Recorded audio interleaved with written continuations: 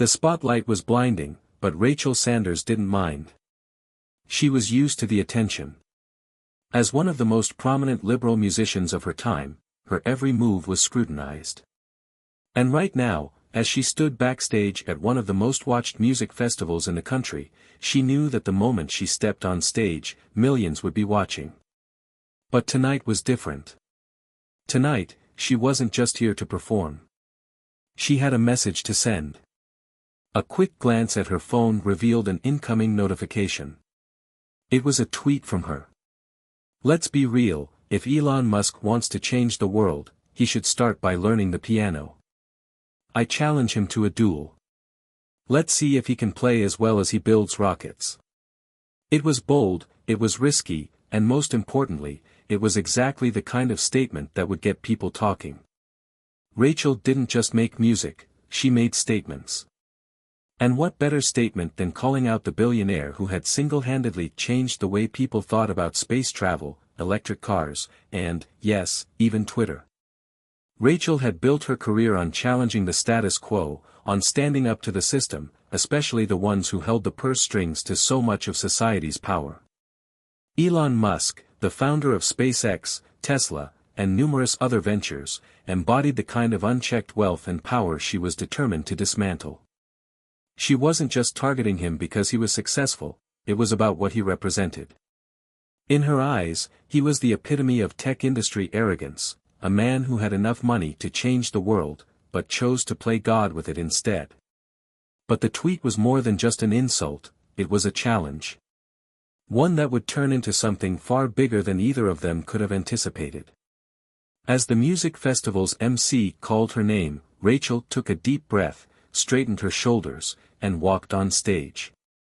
The audience erupted into applause, but her mind was elsewhere. She was waiting for one thing, Musk's response. "Hit subscribe and leave a comment with your thoughts on whether Elon Musk has hidden talents," she said into the microphone, her voice sharp with intent. This challenge might just spark a new beginning. What's one thing that always pushes you forward, even when things get tough? The crowd's enthusiasm grew even more as the tension filled the air. The debate was already simmering, and her challenge was only just beginning to take hold of public imagination. Musk's team was notorious for carefully controlling his public image. Everything about the billionaire had been meticulously curated for years, his tech interviews, his public appearances, his tweets. But now, his name was trending alongside Rachel Sanders in a context that few could have predicted. The challenge had gone viral almost instantly. And for the first time, the billionaire tech mogul was being called out not for his ventures in space, but for his ability to play an instrument. Elon was sitting in a room at his company's headquarters, staring at his phone. His advisor, Sarah, stood by his side, watching as the Twitter notifications kept pouring in. "Elon, it looks like Rachel Sanders just challenged you to a piano duel," Sarah said, trying to mask the disbelief in her voice. He didn't respond immediately. His fingers tapped against the edge of the desk. His expression was unreadable. Finally, he glanced up at her. "You know, she might be onto something." Sarah blinked. "You mean, you actually want to do it?" He shrugged, his signature smirk appearing. "Why not? I've always kept my piano playing under wraps. Might be fun to show her a side of me she's not expecting." A part of him was intrigued. For years, his piano skills had remained a closely guarded secret. No one knew about the countless hours he'd spent alone in his study, playing classical pieces, losing himself in the music when the world got too overwhelming. It was his escape, his therapy. Music had always been a personal thing, a way to shut out the noise of the world and simply exist in a space of beauty. But now, Rachel Sanders had dragged him into the spotlight. If he accepted the challenge, the world would finally know the truth, and maybe, just maybe, it would make a statement of its own. Musk wasn't just a billionaire tech mogul, he was a man with a hidden talent, one that could bring him closer to people in a way his business empire never had. Sarah watched as Elon stood up from his desk. "Let's do it," he said. The decision was made. Within hours, the internet exploded. Talk shows, news outlets, and social media platforms couldn't get enough of the idea of a piano duel between Rachel Sanders and Elon Musk. Pundits debated the meaning of the challenge, questioning what it said about the larger political divide between the liberal artist and the tech mogul. Was it a personal feud? Was it an act of political defiance? Or was it simply an absurdly entertaining spectacle for the masses? Rachel's tweet turned into headlines across the world. In the days that followed, she appeared on multiple talk shows, giving her thoughts on the upcoming duel. Her voice was filled with excitement and determination. "I'm not just challenging him to play the piano," she told an interviewer. "I'm challenging him to face the very thing he's built, this world of technology and power that separates him from the everyday person. Music is about connection. It's about bringing people together, not dividing them. Let's see if Elon Musk can step outside of his tech bubble and do something that truly requires heart." As the date of the duel approached, the stakes only grew higher. What began as a joke had quickly evolved into an ideological battle. People from all sides of the political spectrum had begun weighing in, giving their opinions on who would win the challenge, or perhaps who should win. Some saw it as an opportunity for Rachel to put Musk in his place, while others saw it as a chance for the billionaire to show his humanity. The atmosphere was electric, charged with anticipation. Back in her studio, Rachel Sanders knew she had a lot to prove. But one thing was certain, she wasn't going to back down. The stage had been set, the audience was ready, and the challenge was about to begin. As the crowd at the festival buzzed with energy, Rachel's mind raced with thoughts of what was coming next. But no matter what happened, she knew one thing for sure: this was no longer just about music. It was about the world watching, and the message she was determined to send. And whether she won or lost, the duel with Elon Musk would change everything. Hit subscribe and leave a comment with where you're watching from. This story might just spark a new beginning. What's one thing that always pushes you forward, even when things get tough? Rachel Sanders had always felt the weight of the world on her shoulders. From the very first time she picked up a guitar at age 8, music became not just a passion, but a weapon, a means to speak her truth, to confront the injustices she saw around her. Raised in a small town, far from the lights of the big cities, Rachel knew what it was like to struggle. She wasn't born into wealth. Her father was a factory worker, and her mother, a teacher. They taught her the value of hard work, but also the importance of standing up for what was right, even when it was difficult. Music was the escape. In the quiet of her room, surrounded by the hum of the world outside, Rachel would close her eyes and play her heart out. The guitar strings vibrated with her deepest emotions, frustrations, hopes, dreams, and desires. The world she saw in her mind was different from the one around her, a place where equality and justice weren't just ideals, but realities. Through her music, she could change the world, she thought. She could make people listen. But life had a way of shaping her perspective. Rachel's breakthrough came at the age of 21, when she moved to the city to attend university. It wasn't easy at first. She struggled with her studies, feeling out of place among the elite, wealthy students who seemed to have everything handed to them. But her music caught the attention of local bars and cafes, where she began performing. Soon, the word spread, and before long, Rachel was performing at some of the biggest music venues in the country. Her sound was a fusion of folk and rock, raw and unapologetic. She sang about social justice, inequality, and the need for systemic change. She became known for her fierce political views, calling out corporate greed, environmental destruction, and the corruption that plagued both politics and business. She used her platform to push boundaries, making her not just a musician, but a political figure in her own right. Her relationship with her father, however, had grown strained over the years. He was proud of her musical talent, but disapproved of her politics. As a factory worker, he believed in the American dream, that hard work could bring success. Rachel's disillusionment with capitalism and the system that profited from it clashed with his worldview. She had argued with him countless times, her idealism clashing with his pragmatism. He wanted her to follow a safer path, to focus on her music and avoid the dangerous politics she so often spoke about. But Rachel couldn't ignore the injustices she saw. The world needed change, and she believed her music could be the vehicle for that transformation. Her outspokenness made her a target for critics, especially those who profited from the very systems she condemned. But it didn't matter. The more they attacked her, the more determined she became to stand her ground. One thing she had learned throughout her journey was that you couldn't be silent in the face of injustice. You couldn't stand by and pretend everything was okay. That was why, when Elon Musk, the embodiment of everything she despised, became the subject of her challenge, it felt like the right time to make a statement. A bold one. Elon Musk represented everything she had spent her career fighting against. His immense wealth, his role as a tech mogul, and his personal brand of elitism rubbed her the wrong way. Musk's companies, SpaceX, Tesla, Neuralink, were hailed as revolutionary, but Rachel couldn't help but view them as symbols of unchecked power, innovation at the cost of the environment, and the ever-widening divide between the haves and the have-nots. To her, he wasn't just a billionaire entrepreneur, he was a symbol of everything that was wrong with the world. The tech industry, which Musk had helped dominate, was a world that often seemed to exist in a bubble of privilege, where problems like income inequality, environmental degradation, and corporate greed were mere footnotes in the grand scheme of things.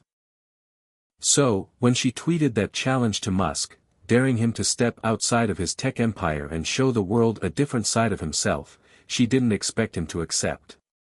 After all, what could a man like him have in common with someone like her? A musician whose life was spent advocating for the very causes Musk's companies sometimes seem to profit from destroying. But the world was about to change, and so was Rachel's life. The backlash from her challenge was immediate. Some fans applauded her for calling out Musk, seeing it as an act of defiance against the establishment. Others, however, questioned her judgment. Was she really going to engage in some sort of public spectacle with the very person she had spent so many years criticizing? Was this a genuine attempt to provoke thought, or just a stunt for publicity? Rachel didn't care. She wasn't afraid of controversy, in fact, she thrived on it. It was how she got her message across. And if challenging Musk meant having the world listen to her, then so be it. The press had a field day with the story. The headlines varied from sensational to skeptical. Rachel Sanders versus Elon Musk, the piano duel we never knew we needed, some proclaimed. Others weren't so kind. Liberal musician Rachel Sanders takes aim at Elon Musk with ridiculous challenge. But no matter what they said, the challenge was real, and it had captured the attention of millions. Rachel's phone buzzed constantly with messages, tweets, and interviews.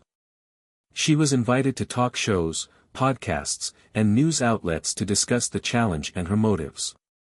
But no matter how many interviews she did, no one seemed to get it. No one understood why this challenge was important beyond the surface-level spectacle. It wasn't just about music. It was about power, privilege, and the contradictions inherent in a society that celebrated billionaires like Musk while ignoring the issues that people like Rachel were fighting against. It wasn't just her political views that fueled this challenge, there was something personal behind it. Music had always been Rachel's escape, her form of therapy. And now, it felt like her moment to force someone like Musk to see the world from her perspective. If he could step up and show the world that he wasn't just a tech mogul, but also someone who understood the power of music, the connection between people, the raw emotion that transcended money and status, maybe, just maybe, they could find common ground. It was a long shot, but in her heart, Rachel believed that people like Elon Musk could change. Maybe not overnight, but the right challenge could make them see beyond their own bubbles. And in that, she saw hope. As the days passed, Rachel found herself thinking more and more about what this duel would mean. It wasn't just about winning or losing. It was about pushing boundaries and seeing what happened when two vastly different worlds collided. For once, she wasn't focused on the music itself, but on the message she was sending. The challenge was a protest, yes, but it was also a call for unity, for a conversation about the things that really mattered. The clock was ticking, and with every passing minute, the anticipation grew. The stage was set for a showdown that no one could have predicted. Rachel Sanders, the passionate liberal musician with a cause, was about to face off with Elon Musk, the enigmatic billionaire who had spent his life breaking barriers in technology and space. In the coming days, the world would see something no one could have expected, a battle of talent, ideology, and unexpected respect. The question was no longer whether Elon Musk could play the piano, it was whether he could play the part of someone who understood the power of music to change the world. And for Rachel, it was the beginning of something much bigger. The countdown had begun. Every day, the anticipation surrounding the upcoming piano duel between Rachel Sanders and Elon Musk seemed to grow larger, filling the airwaves, social media feeds, and even dinner table conversations across the globe. The once laughable idea of a tech mogul and a liberal musician facing off in a public musical challenge was now the focal point of an entire cultural moment. People couldn't stop talking about it, and neither could Rachel. In her Los Angeles studio apartment, Rachel had found herself increasingly absorbed in her thoughts. The piano duel wasn't just some quirky challenge anymore. The weight of it had shifted from a personal vendetta to something far bigger. It was no longer just about her desire to publicly call out a man who had amassed billions while promoting an image of himself as a forward-thinking, world-changing genius. It was about exposing the contrast between her world, the world of grassroots movements, activism, and art, and his world, the gilded halls of Silicon Valley and hypercapitalism. She knew the stakes were higher than ever. "Rachel, are you even listening to me?" Her best friend, Nadia, waved a hand in front of Rachel's face as she sat hunched over her guitar, looking lost in thought. Rachel blinked and looked up, startled. Nadia had been trying to get her attention for the last few minutes, but Rachel had been miles away, thinking about the upcoming showdown with Musk. It felt like it was all-consuming, the challenge, the media frenzy, and the growing pressure. She had no idea how much her life was about to change. "Sorry, Nadia, I was just thinking about the duel," Rachel said, her voice distant. "I get that you're nervous, but this is gonna be huge." "You've got this," Nadia said, a bright smile spreading across her face. Nadia had been her friend since they both attended university together. Nadia was the one who had always pushed Rachel to take chances, to take risks, and to fight for what she believed in, even when it felt uncomfortable. "Yeah, I know. But it feels different. I mean, this isn't just another performance. It's a statement, you know. I have to show people that I stand for something more than just my music." Nadia nodded. "I get it. But you've already been making statements for years with your music. This is just the next step. You've been challenging the status quo since day one. Now, this is just on a bigger stage." Rachel let out a sigh. She was grateful for Nadia's unwavering support, but the reality was hard to escape. The media had already painted her as a political activist, a left-wing icon, and now the whole world was watching to see if she could deliver on this absurdly public challenge. On the other side of the country, Elon Musk's team was preparing for the challenge in a way that only they could, methodically and with an eye toward public relations. In Musk's world, there was no room for mistakes, especially not when you were playing a game that involved millions of eyes and opinions. When Elon had first agreed to Rachel's challenge, he had done so with a casual shrug, believing that the attention would die down quickly. He didn't think it would become this big of a deal. But as the challenge gained momentum, with the media and fans demanding a response, Elon began to sense the growing weight of it all. This wasn't just about playing the piano, it was about proving something. He had always kept his musical ability a secret, preferring to focus on his innovations in the tech world, but now he was going to have to reveal a side of himself he had never shown the public. "Do you think Rachel is underestimating me?" Elon asked his team late one night in his office at SpaceX headquarters. His voice was casual, but there was a flicker of something deeper beneath it, an undeniable challenge to himself. Sarah, his PR manager, stood by his side, carefully choosing her words. I think she believes she's challenging your public persona. She's calling you out as a representative of all the things she opposes, tech moguls, billionaires, and everything you stand for.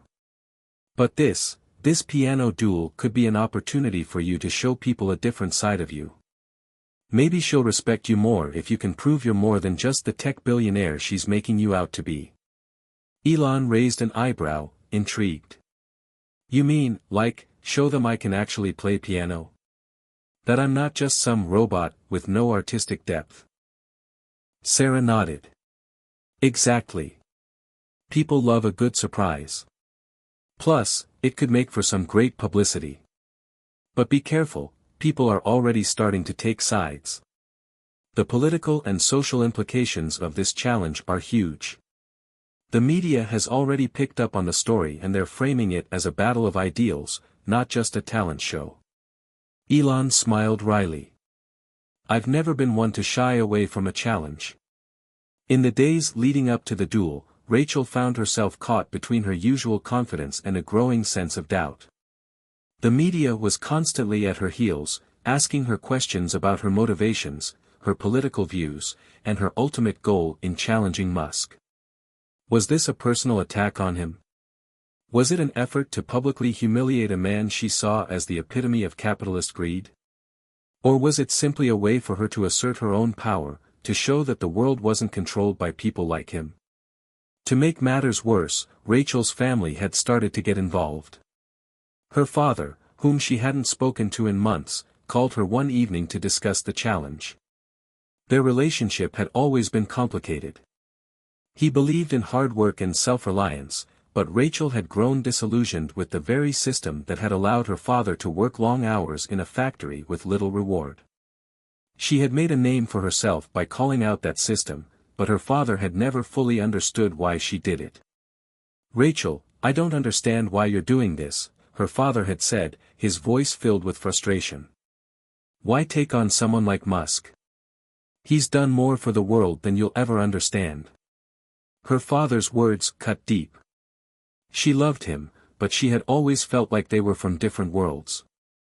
He had always seen success in terms of wealth and status, while she defined success in terms of social change and artistic impact. Now, as her music reached more people than ever before, their ideological differences seemed to stretch even further. I don't think you get it, Dad, Rachel had said, her voice shaking. It's not just about him being a billionaire. It's about the way the system is designed to keep people like me and you down. People like Musk get to do whatever they want because they have power. But I'm calling him out on it. I'm challenging the whole system that lets him get away with it. Her father had been quiet for a long time, then sighed heavily. You've always had your own way of looking at the world. I just worry that this won't end well for you. Rachel hadn't known how to respond. She didn't know if her challenge would end well either. But she knew she couldn't back down. As the final preparations for the duel were made, Rachel stood at a crossroads. The whole world was watching, and there was no turning back. The pressure was mounting, but so was her determination. This wasn't just a piano duel, this was a battle for the soul of a world dominated by wealth, power, and celebrity. And Rachel wasn't about to let it slip away. Days turned into nights, and the media frenzy surrounding the challenge showed no signs of slowing. Rachel prepared herself mentally, physically, and emotionally for what lay ahead. The countdown was nearing its end, and with every passing moment, the weight of it all became more real. The time had come to face Elon Musk.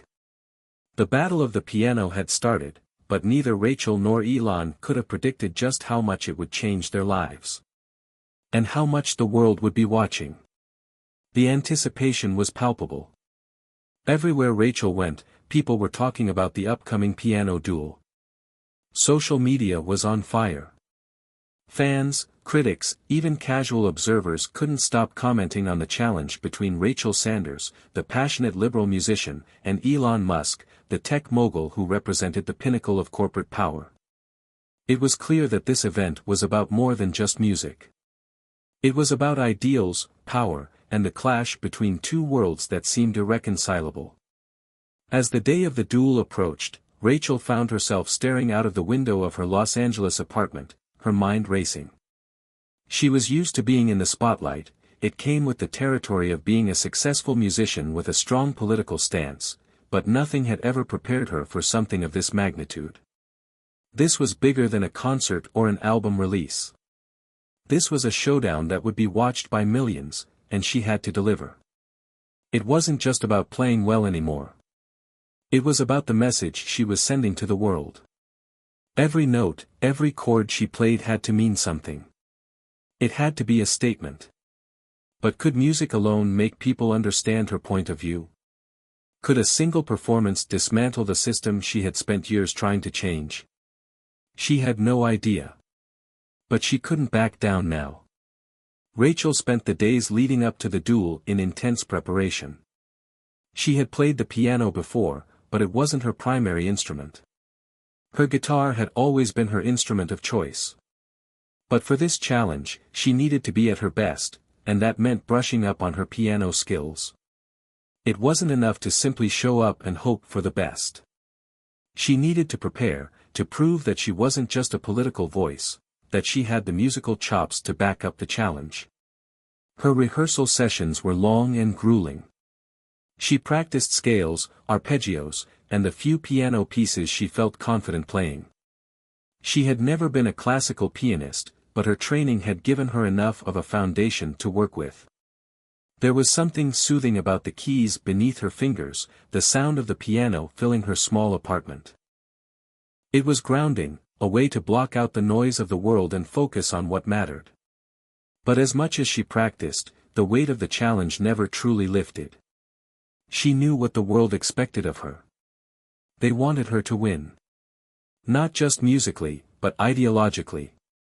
This wasn't just about playing the piano better than Musk, it was about showing him, and everyone else, that the people had power. That music could still change the world. She was still lost in thought when her phone buzzed, snapping her out of her reverie. It was a text message from Nadia. "You ready for this? I believe in you. Go out there and show them why you're more than just a musician. You've got this." Rachel smiled at her friend's encouragement, but deep down, she wasn't sure if she could ever truly be ready for what was coming. The nerves were starting to kick in. The media had been buzzing with news about the duel. Rachel had been interviewed countless times, and the press had dissected every word she said. They didn't care about the nuances of her political views, the deep convictions that had shaped her career. Instead, they focused on the spectacle. It was the same thing every time. Will she beat Elon Musk at the piano?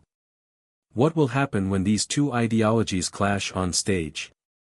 Everyone had their own theories, and everyone was hoping to witness something big. But Rachel didn't want to give the media what they expected. She didn't want this to be a circus. She didn't want to just win, she wanted to make a statement. That night, before she went to bed, Rachel sat at the piano once again. The keys were cold beneath her fingers, but the music felt like a lifeline. She played a simple, melancholic tune she had written years ago. It wasn't a popular song, but it meant everything to her. Her mind drifted back to her roots. She remembered her childhood, the way she would retreat into her music when the world felt too overwhelming. Her father's constant worry that she wouldn't make it. Her mother's unwavering belief that music could heal. Those memories were still with her, guiding her even as the stakes grew higher. Rachel thought about the message she wanted to send. It wasn't just about politics. It was about standing up for what was right. It was about proving that music, and art, still had the power to reach people in ways that technology and wealth could not. If she could just make them feel what she felt when she played, maybe they would understand. She closed her eyes, letting the music wash over her. For the first time in days, the anxiety that had gripped her chest started to ease. Music was her home. And no matter what happened, it was the one thing she could always count on. On the other side of the country, Elon Musk was preparing in his own way. He wasn't used to the spotlight in quite the same way Rachel was. He had always been a figurehead, a CEO, a visionary. He had built an empire with his companies, disrupting industries and breaking barriers. But the piano? That was a different kind of challenge. Elon had never been shy about his eclectic interests. People knew him for his work with Tesla, SpaceX, and Neuralink, but few knew about his love for music. He had played the piano growing up, though it had always been a hobby. It wasn't something he had ever taken seriously, certainly not in the way he had approached building his companies. But he had a natural musicality, a sharp ear for melody, and he knew that this challenge would be more than just about showing his skills. This was about proving something to the world, to Rachel Sanders, and to everyone who thought he was just a rich, tech-obsessed billionaire who cared only about profits. Elon didn't want to be reduced to just another caricature. He wanted to show the world that he was more than that. He stood in front of the piano in his private residence, fingers hovering over the keys. He wasn't nervous, but there was a sense of tension in the air. He had spent a few hours practicing, though he knew that the music wasn't his strongest asset. The real challenge was making sure his message resonated with the audience. He wasn't just playing for himself, he was playing for the world. He thought back to the conversations he had had with his team. His PR manager, Sarah, had been adamant that this duel could be a turning point for him, a chance to humanize himself in the eyes of the public. But more than that, it was a chance to respond to Rachel's challenge on his own terms. As the night wore on, Elon continued to play, the soft sound of the piano filling the room. He wasn't expecting to win, in the conventional sense, but he hoped that this moment could shift the narrative. Perhaps, in some small way, he could show that even in a world dominated by technology and wealth, there was still room for art, for humanity. The day of the duel finally arrived. Cameras were set up. The venue was prepared. People from all over the world tuned in, their eyes glued to the screens, waiting for the event to begin. This wasn't just a performance. It was a statement. The world was about to witness something that had never happened before, two icons from different worlds, coming together to play the piano, to show the world who they truly were. As Rachel stood backstage, her heart pounding, she realized that this was more than just a musical challenge. It was the culmination of everything she had fought for, and everything she believed in. The world was watching, and it was time to make her voice heard, not just through her words, but through her music. This was it. The moment of truth had arrived. The lights of the stage were blinding, the atmosphere electric. The room was filled with anticipation, and the sound of the audience murmured in the background like a buzzing hive. Rachel Sanders stood backstage, her heart racing, her palms slightly sweaty. She had never felt so alive, so aware of the moment. This wasn't just another performance. This was a confrontation, a statement, a challenge that could change everything. She could hear the murmurs of the crowd growing louder as the time for the duel drew near. The press, the fans, the political commentators, they were all watching, waiting for her to step out and face Elon Musk. It felt like the weight of the world rested on her shoulders. "You've got this," Nadia whispered, standing beside her backstage, her hand on Rachel's shoulder. "Just be yourself. Don't try to be something you're not. You've been fighting for this moment for years, and now it's here. Show them who you really are." Rachel nodded, taking a deep breath. Nadia's words grounded her, but there was no denying the nerves that twisted in her stomach. This wasn't just about music, it was about everything she stood for. And the stakes felt higher than ever. The duel wasn't merely about who could play the piano better. It was about proving a point, about showing the world that art could stand up to the power of corporations, that creativity and passion were as vital as wealth and innovation. She wasn't just playing for herself. She was playing for the people who didn't have a voice, for the activists and the artists who had been overlooked by a system that valued profits over people. The announcer's voice suddenly rang out across the room, and the crowd fell silent. Ladies and gentlemen, welcome to the highly anticipated piano duel between Rachel Sanders and Elon Musk. Let's see who can truly master the keys tonight. The crowd erupted in applause, and Rachel's heart thudded in her chest. She stepped forward into the spotlight, walking onto the stage with the kind of confidence she didn't entirely feel. Her black dress swayed with every step, the fabric flowing like liquid as she made her way to the piano. The spotlights hit her, making her momentarily blind, but she didn't falter. She had rehearsed for this, she had trained, worked, and prepared for months. Now, she would show the world who she was. As she sat at the grand piano, Rachel took a moment to close her eyes, drawing in a slow, steady breath. She could hear the audience quieting, waiting, their collective gaze fixed on her. Her fingers rested gently on the keys. She wasn't thinking about the politics or the pressure, not yet. Right now, it was just her and the music. The lights shifted, and suddenly, the audience's attention was pulled toward the opposite side of the stage. There, standing with a slight smile on his face, was Elon Musk. The billionaire entrepreneur was dressed casually, as always, in a black shirt and jeans, the same look he had worn to countless meetings, launches, and presentations. But now, here he was, in front of the world, about to face Rachel Sanders in a battle of musical skill. Rachel couldn't help but notice the calm, collected way Elon carried himself. He wasn't nervous, not at all. The contrast between them couldn't have been clearer. Where she was on edge, fueled by her convictions and the weight of the moment, he appeared entirely at ease, as if this were just another day at the office. Elon approached his own piano on the other side of the stage, adjusting the bench slightly before sitting down. The audience waited for the first notes to fall from his fingers. Rachel took one last deep breath, preparing herself. This was it. The first round was meant to be a warm-up, a chance to showcase their abilities. The rules were simple, each contestant would play one song of their choice, and the audience would be the judge. The duel was less about winning and more about proving that each could play with feeling and authenticity. Rachel was ready.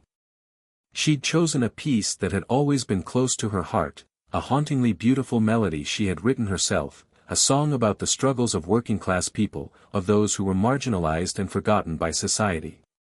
She had written it during a time when she had felt hopeless, but music had always been her escape. This piece, though simple, carried with it the emotion she had poured into every word, every chord. With a final glance at Elon, who had already begun to play his own piece, Rachel's fingers pressed down on the piano keys. The soft, melodic tune filled the room, drawing in the audience immediately. Her voice, even without words, seemed to carry the weight of everything she had been fighting for, every injustice she had ever seen. She played with a quiet intensity, each note tinged with a raw emotion that could be felt by anyone in the room. The sound of her playing was soothing but powerful, a mix of vulnerability and strength. It wasn't flawless, but it didn't need to be. Rachel was telling a story through the music, and every person in that audience could feel it. It wasn't about perfection, it was about meaning. And Rachel poured every ounce of herself into that performance. As she finished, she let out a quiet exhale, her heart still racing. She hadn't been thinking about the audience's reaction during her performance, she had only been thinking about the message she wanted to send.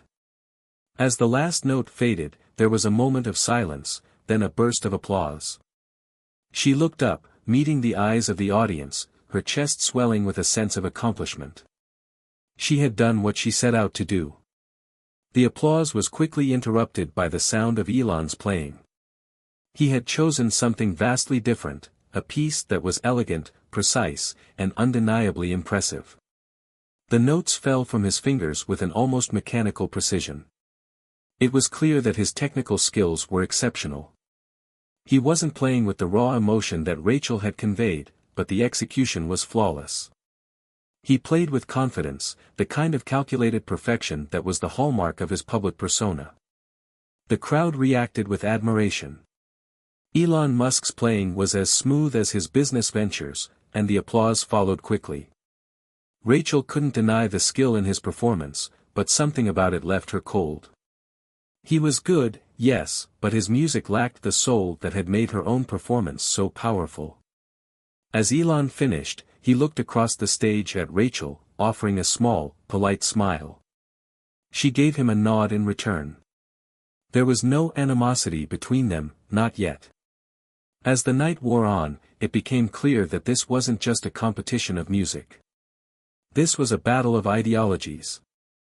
Rachel, with her heart on her sleeve, pouring everything she had into her performance, and Elon, with his calm, calculated precision, playing in the way he approached all challenges, as a problem to solve. The media had expected a simple contest of talent, but what they were getting was something far deeper. This wasn't just about music. It was about the stories behind the songs, the motivations that drove each of them to pick up the piano. And, perhaps, it was about the stories of everyone watching from the sidelines, the underprivileged, the marginalized, and the powerful. For them, this wasn't just a duel. It was a glimpse into the hearts and minds of two of the most influential people in the world. The audience was caught up in the tension between them, and as the second round of performances loomed, it became clear that this would be no ordinary showdown. The world was watching, and it wasn't just the piano that was being played. It was a battle of ideas, of beliefs, of worlds that were so drastically different they seemed to clash with every note. Rachel was ready. This duel was about to get even more intense. The second round of the duel was approaching, and the tension in the air was almost palpable. Rachel could feel the eyes of the world on her as she sat at the grand piano, her fingers gently resting on the keys. The music she had just played, a powerful testament to her convictions, was still hanging in the air, and now she had to do it all over again, only this time, the stakes were even higher. The first round had shown the crowd who they were up against, but the next piece would need to solidify their positions. It was no longer just about skill, it was about proving who had the emotional depth, the heart, the soul to make it through. She glanced across the stage at Elon. He had already taken his seat at the piano again, his hands relaxed, poised, as if he were about to embark on another challenge. He had come off strong in the first round with his technically perfect performance, but Rachel had something he didn't, a message. This wasn't about showing off. It was about showing the world what music could do, what it could speak to that word sometimes could not. Elon looked over at her, offering a small, almost imperceptible smile, as if to say, "Let's see what you've got this time." Rachel couldn't decide whether she felt admiration or disdain for the way he exuded such confidence, as if his ability to solve any problem, including this one, was already decided. But she couldn't focus on him now. She needed to focus on the music, on her performance, and the story she was telling. Rachel had always believed that art was more than just an expression of talent, it was a way to communicate with the world, a chance to reveal truths that otherwise remained hidden. That was why she had spent so much of her career fighting for a voice in a world that often silenced the most vulnerable. Tonight, that same fight was being played out through her fingers on the piano. For her second piece, she decided to go a bit bolder, more avant-garde. It was a risky choice, one that might not win her any easy points with the audience, but it was what she truly believed in. The piece she chose was experimental, a fusion of jazz and classical elements, full of discordant chords, sharp rhythms, and surprising transitions. It was a reflection of the fractured world she saw around her, a chaotic yet beautiful world that required someone to make sense of it. The audience fell silent as she began to play. The dissonance of the opening notes was jarring, challenging the listeners, inviting them into a space that wasn't comfortable, but was undeniably powerful. As Rachel played, she leaned into the dissonance, letting the unpredictable rhythms and sudden bursts of melody take her to places of intensity. This wasn't easy listening, and she knew it, but it was real. It was raw. Every key she struck felt like a direct communication with the audience, a statement about the world, about society, about the battle between the individual and the system. Rachel played with abandon.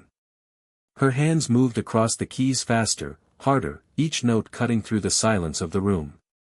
She wasn't afraid to make mistakes. This wasn't about perfection. It was about truth. As she reached the climax of the piece, the music was a cacophony of emotions, joy, pain, anger, and hope, all wrapped up in a series of vibrant notes. And then, just as suddenly as it had started, the music softened, winding down into a gentle, almost meditative finish. The final chord was held just a little longer than it needed to be, creating a sense of anticipation, of something unresolved, as though the story was far from over. There was a long, tense silence as the last note faded away. Rachel exhaled deeply, her hands trembling slightly. She had given it everything she had. It was an intense, personal performance, one that reflected her inner struggles, her desire for change, her need to connect with the audience beyond the superficial. She had no idea how Elon would respond to it, but she knew one thing for sure: she had made her statement. The audience sat in stunned silence for a moment, processing the piece they had just heard. Some looked at each other, unsure of what they had witnessed. It was a far cry from the polished, refined performance they had heard in the first round. But there was no denying the emotion and complexity behind Rachel's playing. Her art had moved beyond just music. It was a reflection of the world's chaos and beauty, something people could feel even if they didn't fully understand it. Finally, the applause began, slow at first, but growing in intensity as more people realized what Rachel had done. It wasn't conventional. It wasn't perfect. But it was honest. And that, she hoped, was enough. As the applause died down, Elon Musk stood up from the piano. He looked across the stage at Rachel, a slight nod of recognition passing between them. There was no bitterness in his gaze, no hint of competition in the way he regarded her. He simply admired her passion, even if he didn't fully understand it. But now, it was his turn to respond. Rachel's piece had been intense and raw, an emotional roller coaster that had left the audience in awe. Elon, however, was a master of control. His approach was different, calculated. He was no stranger to pressure. He thrived on it. This was a man who had spent his entire career navigating the worlds of technology, space exploration, and artificial intelligence. For him, playing the piano was just another challenge to conquer. He sat down at the piano again, his hands poised over the keys. He wasn't about to dive into an avant-garde piece like Rachel. No, Elon's choice was something more classic, more refined. He began to play Beethoven's Moonlight Sonata, a piece known for its beauty and complexity. The notes floated in the air, gentle at first, as the melody unfolded with elegance and precision. The piece was one he had played countless times, and it showed. His technique was flawless, every note measured and calculated. As the sonata progressed, Elon's performance became more expressive. There was a subtle shift, an emotional depth that wasn't immediately apparent but grew with every measure. It wasn't as emotionally charged as Rachel's piece, but it spoke to a different kind of emotional intelligence. The Moonlight Sonata was melancholy, introspective, and elegant. It was beautiful, controlled, and perfectly executed. By the time Elon reached the final chords, the audience was once again captivated by his skill.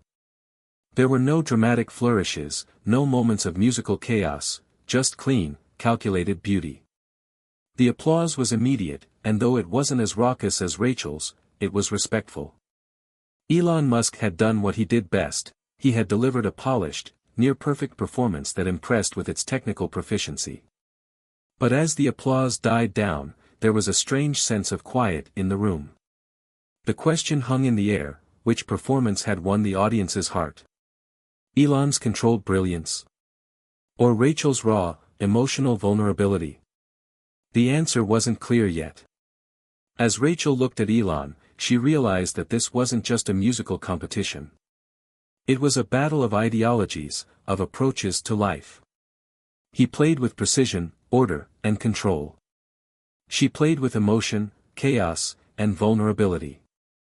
But both of them were speaking to the world in their own way. This wasn't just about music anymore.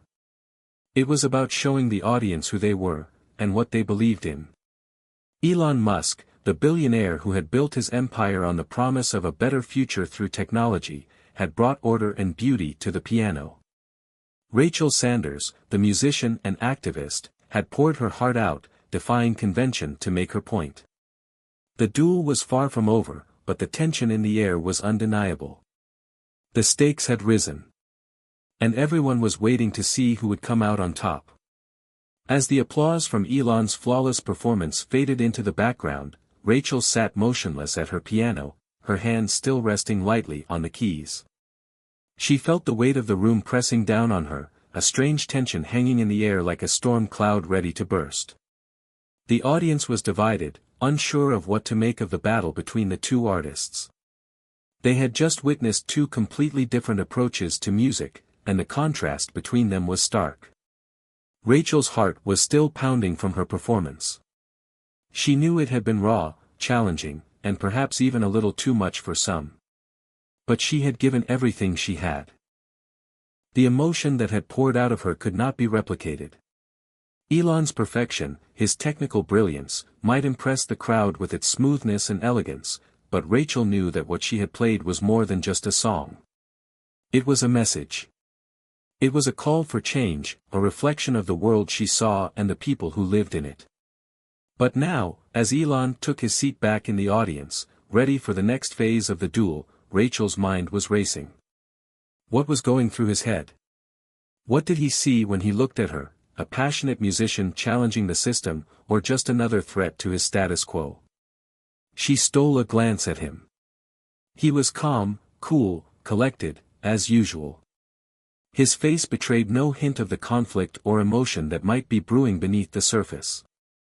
The contrast between them couldn't have been clearer. She, with all her fiery passion and imperfections, and him, with his cool, almost detached demeanor. Elon had built an empire on his ability to control the uncontrollable, to take on challenges, conquer them, and move on. And right now, Rachel had to admit, it felt like she was facing an opponent who had already figured out how to win before the game even began. But this wasn't just a game. This was her life. This was her art. She wasn't going to let him walk away with the victory simply because he had mastered the art of playing by the rules. Rachel wasn't about rules. She was about breaking them. The next round was upon them quickly, and as the stage lights shifted again, Rachel knew it was time to make her next move. The audience was still buzzing, their reactions still fresh from the previous performances. This round would be different. This would be the one where Rachel would truly challenge Elon's world of perfection, of systems that rewarded control over vulnerability. She wasn't going to let the crowd forget what had made her performance stand out, the truth she had bared. As the announcer's voice echoed through the auditorium, Rachel was hit with a strange sense of resolve. She had no idea what Elon was planning next. Would he try to outdo her with another technical masterpiece, something even more complex than the Moonlight Sonata? Or would he play it safe? Either way, it didn't matter. She was going to play her heart out, no matter what. The lights dimmed slightly as the stage reset. This time, the duel would take on a new form. The rules were changing, the contestants were going to have to collaborate. A challenge, certainly. It wasn't about them competing against each other anymore, it was about how well they could come together, blending their very different styles into one unified performance. Rachel felt a strange knot in her stomach. Collaborate with him? The man who had just played a perfect piece that made her own vulnerable, chaotic performance seem insignificant? How could she possibly work with someone so controlled? But the rules were clear, and she wasn't one to back down from a challenge. Elon, too, was preparing himself for the task ahead. He stood up from his seat, adjusting the cuffs of his sleeves with an almost mechanical precision. His mind was already running through the possibilities. He was a master of strategy, a man who knew how to maneuver his way through complex situations. This collaboration wouldn't be a problem. He could make it work. But the question that lingered in the back of his mind was a strange one: what would Rachel bring to the table? What was it that drove her to be so bold, to put herself on the line like she did with her last performance? It was clear she wasn't just playing music, she was making a statement. He turned his gaze toward her across the stage. She was sitting at the piano, already lost in her thoughts, preparing herself for the upcoming challenge. There was fire in her eyes, a fierceness that was impossible to ignore. Elon found himself intrigued, in spite of the businesslike detachment he usually maintained. The challenge was simple: the two of them would have to come up with a piece together, something neither had played before.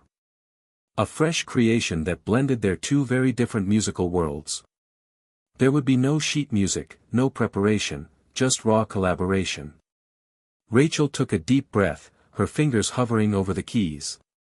She had always prided herself on her independence, on the strength of her own voice. But this?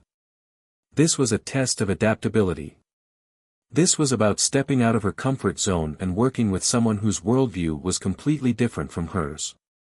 She looked up at Elon, who was already thinking ahead, his eyes scanning the keyboard as if he were calculating every move. She was sure he had a plan, but she wasn't going to let him dictate everything. "This is our piece," she thought, "not just yours."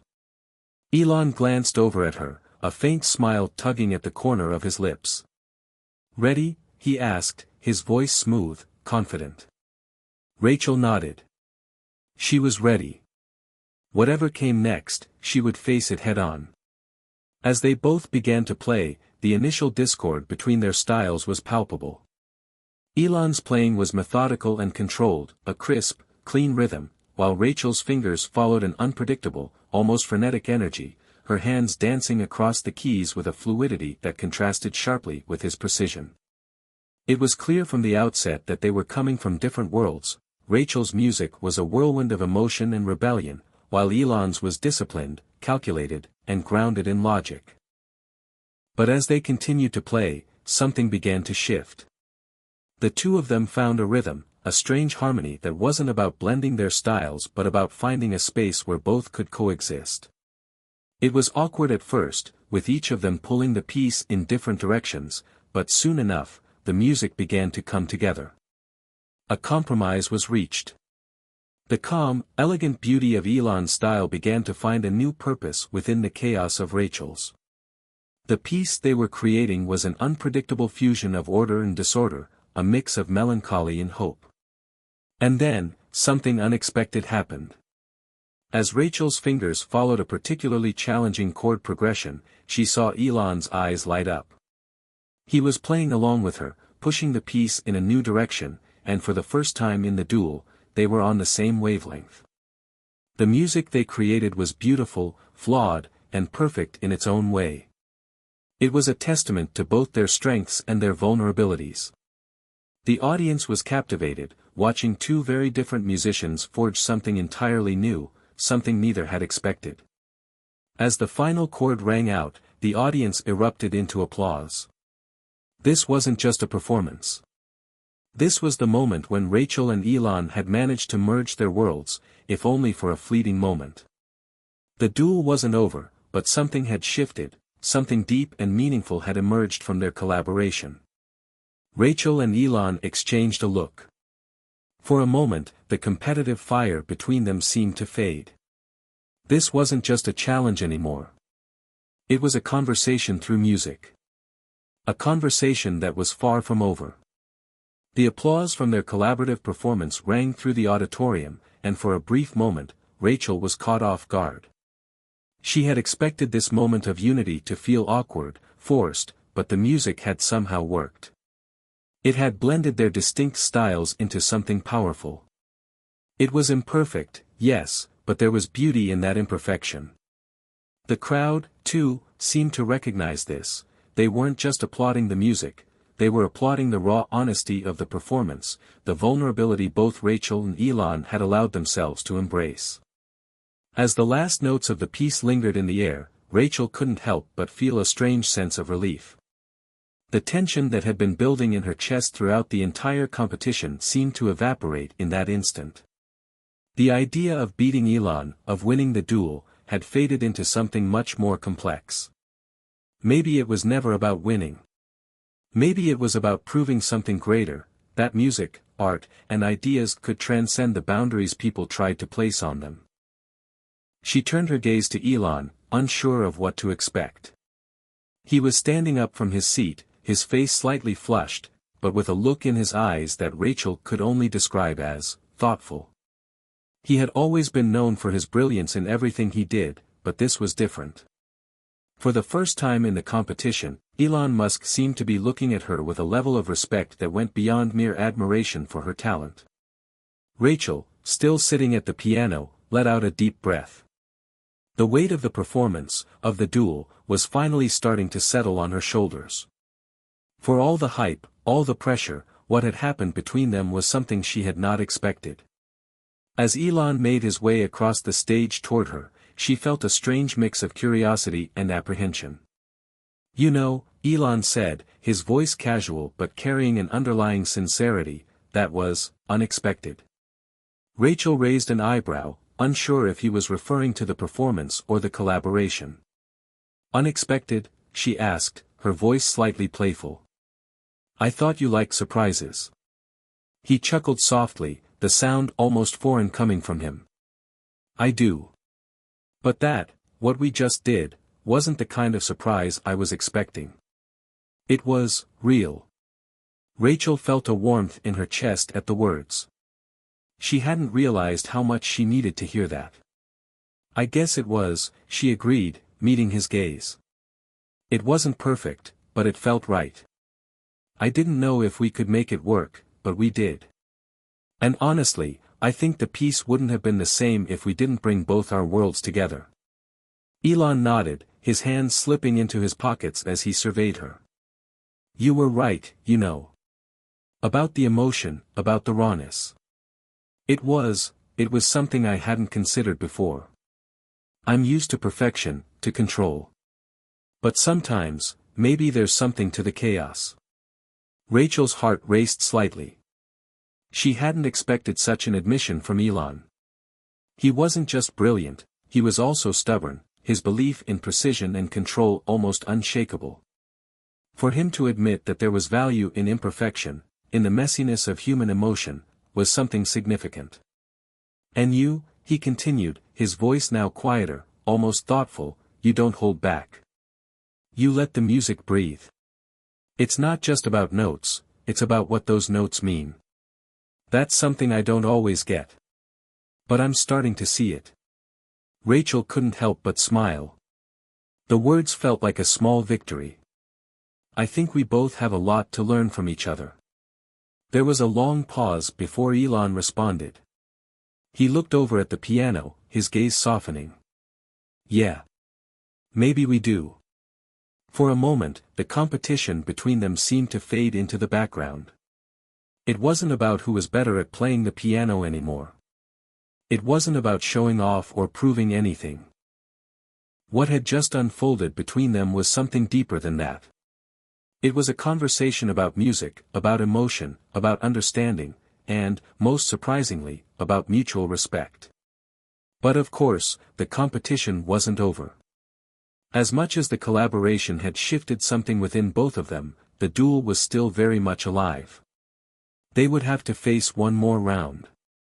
Rachel felt a new resolve growing within her. She wasn't just going to fight to win this. She was going to fight to make a statement, not just through her music, but through her voice. Elon was brilliant, there was no denying that, but he had always played it safe. He had never truly put his heart on the line, not in the way she did. She was going to change that. Elon, too, seemed to sense the shift. As the announcer's voice echoed again, signaling the start of the final round, both of them turned to face the piano. The crowd had grown quieter now, almost reverent, as they waited to see how this duel would conclude. The tension was thick, but something had changed in the air. There was a sense of anticipation, yes, but also a shared understanding between the two musicians. This final performance wasn't just about winning, it was about proving something bigger, that music, at its core, was a form of connection. A form of dialogue. As Elon sat back at the piano, Rachel could feel her fingers itching to play again. She was ready. But this time, she wasn't just playing for the audience or for Elon. She was playing for herself. She was playing for the message she had carried with her through every note, every chord, every performance. The duel wasn't just about the music anymore. It was about making a difference. As Elon began his final piece, the crowd leaned forward, hanging on every note. He had made his mark with technical brilliance, but now it was time to take it a step further. The music he played was still precise, but this time there was something more in his touch. It was subtle, a flicker of emotion creeping into his performance, something Rachel hadn't expected. He played Beethoven's Appassionata, a piece full of intensity, fury, and passion. The way his fingers flew over the keys, each note full of purpose, made the piece feel alive. But there was something else, a vulnerability in the way Elon played that hadn't been there before. The notes felt less calculated, more human. More real. Rachel watched him, her breath caught in her chest. This was the moment. Elon Musk had finally let go of the perfectionism that had defined him for so long. In its place was a rawness that was both unexpected and beautiful.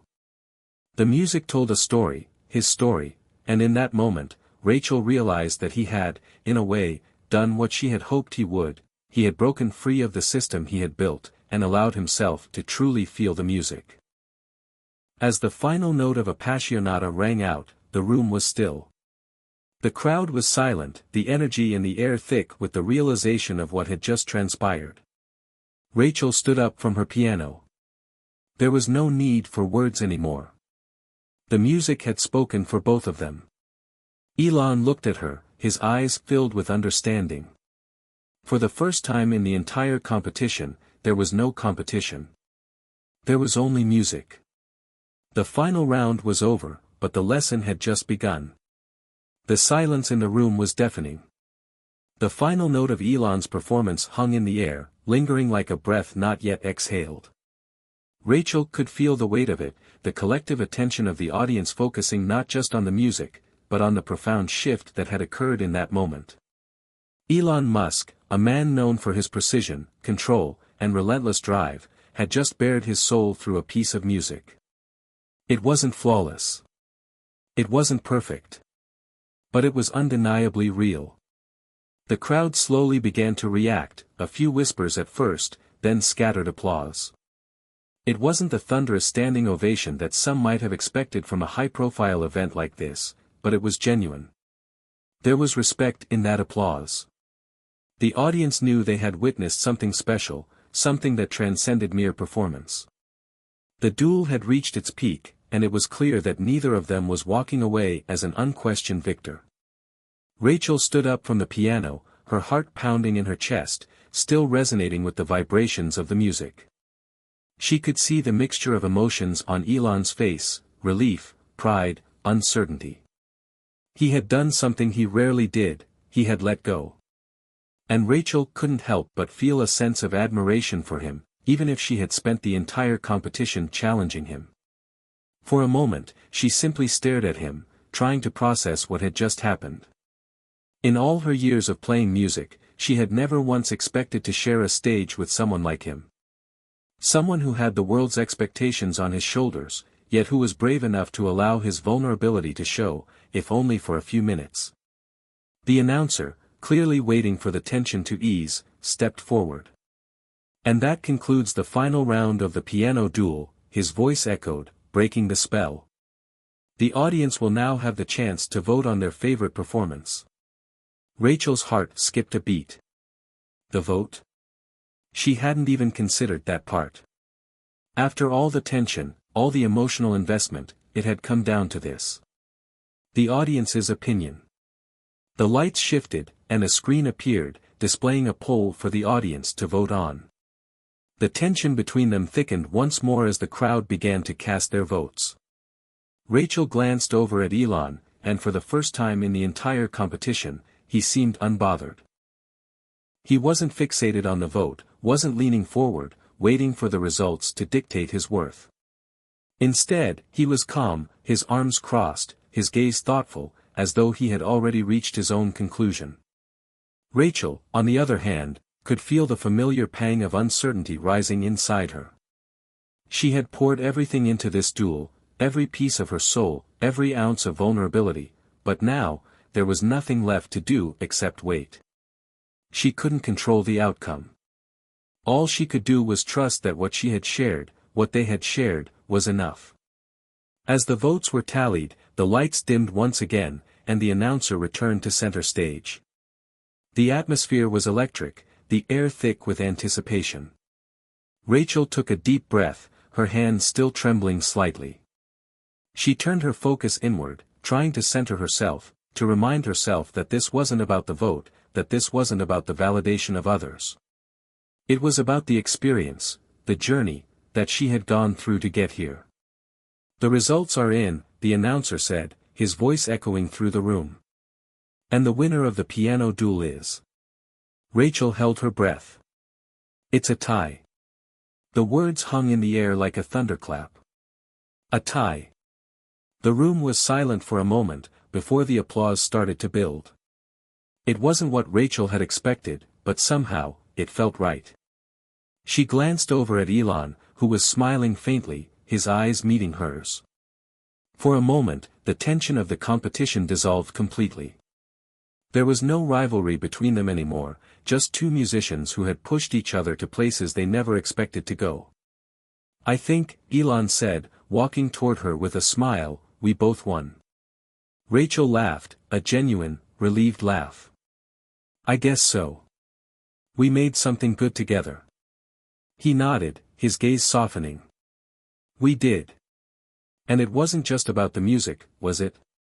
"No," Rachel said, her voice quiet but full of conviction. "It was never just about the music. It was about what it represents.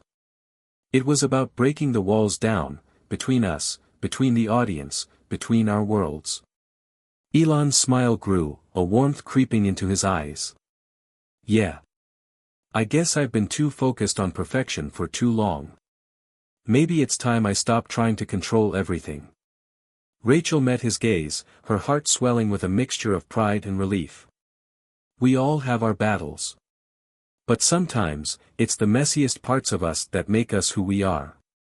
The world doesn't need more perfection. It needs more honesty." Elon stood there for a moment, taking in her words. The crowd was still applauding, but it felt like the two of them were in their own bubble. In that moment, they were no longer competitors or adversaries. They were just two people who had experienced something transformative together. As the applause finally began to die down, the two of them stood side by side, not as rivals, but as equals. The competition was over, but in many ways, their journey was just beginning. The announcer came forward to congratulate them both, but Rachel barely noticed. Her mind was spinning with thoughts of the future, not just of her career, but of the possibilities that had opened up after this event. She had challenged the boundaries of music, of art, and of what it meant to truly connect with another person. And Elon, for all his genius and control, had met her there.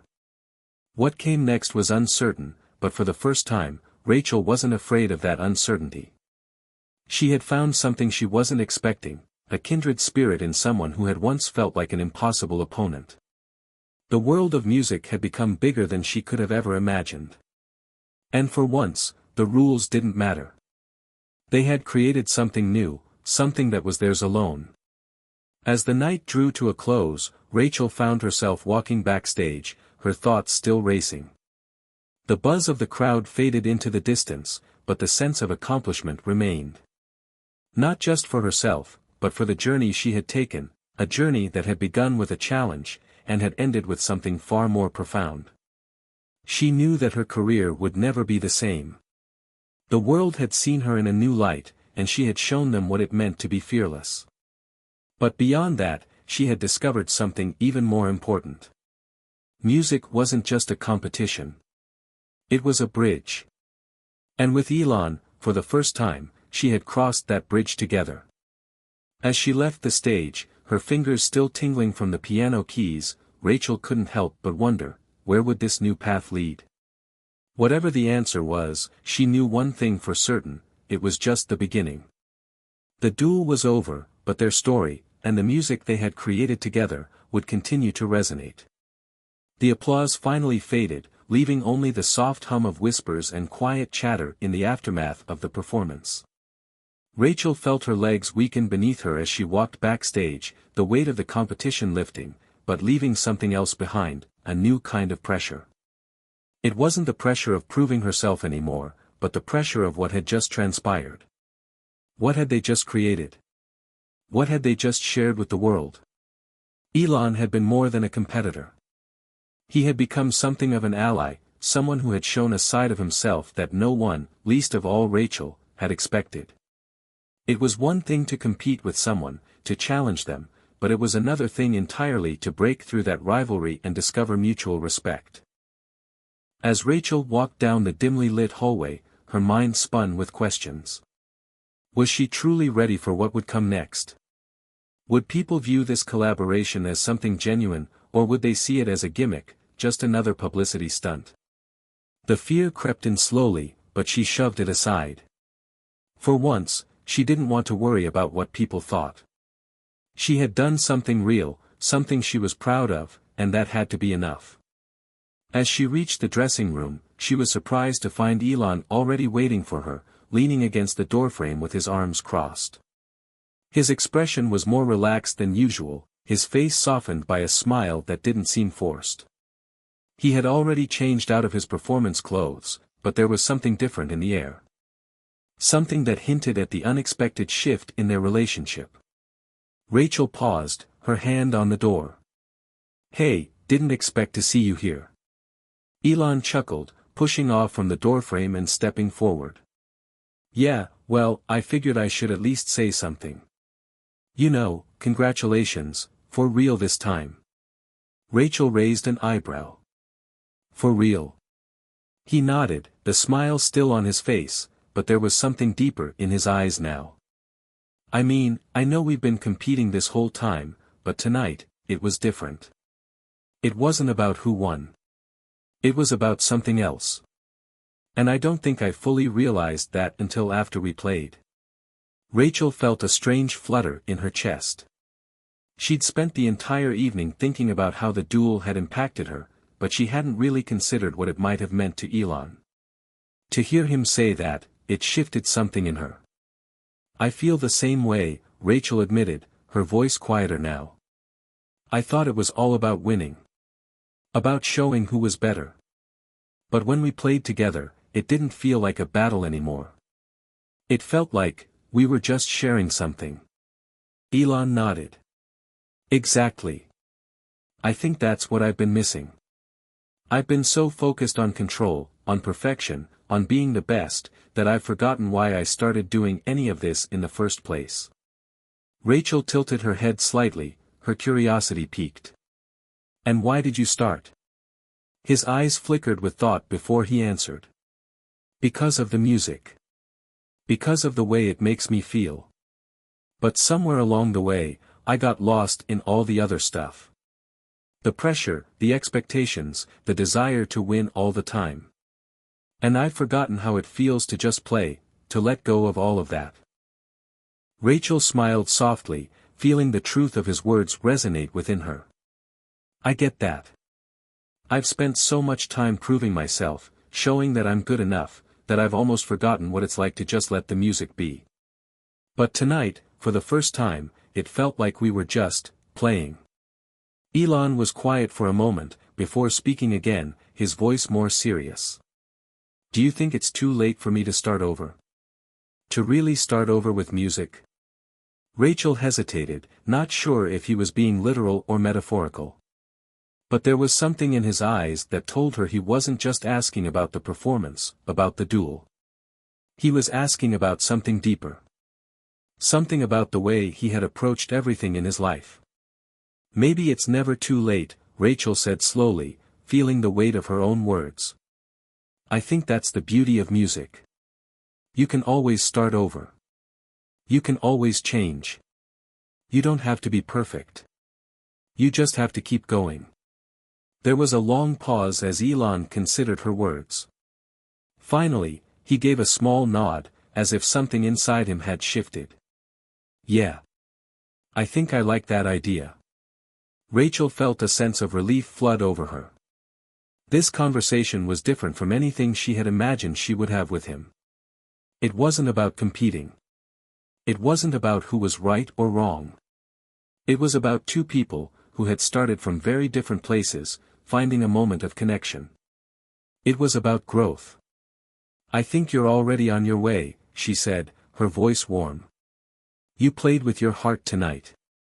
That's the first step. Elon smiled, a genuine, unguarded smile, before he spoke again, his voice light. Well, if we ever do this again, maybe I'll challenge you to a jazz duel next time. Rachel laughed, feeling the tension in her shoulders finally release. I'll be ready for that, she teased. Just don't expect me to let you off easy. They shared a laugh, the kind that only comes after an intense experience, when the weight of competition is finally put aside in favor of something real. And for the first time in a long while, Rachel felt like she could breathe.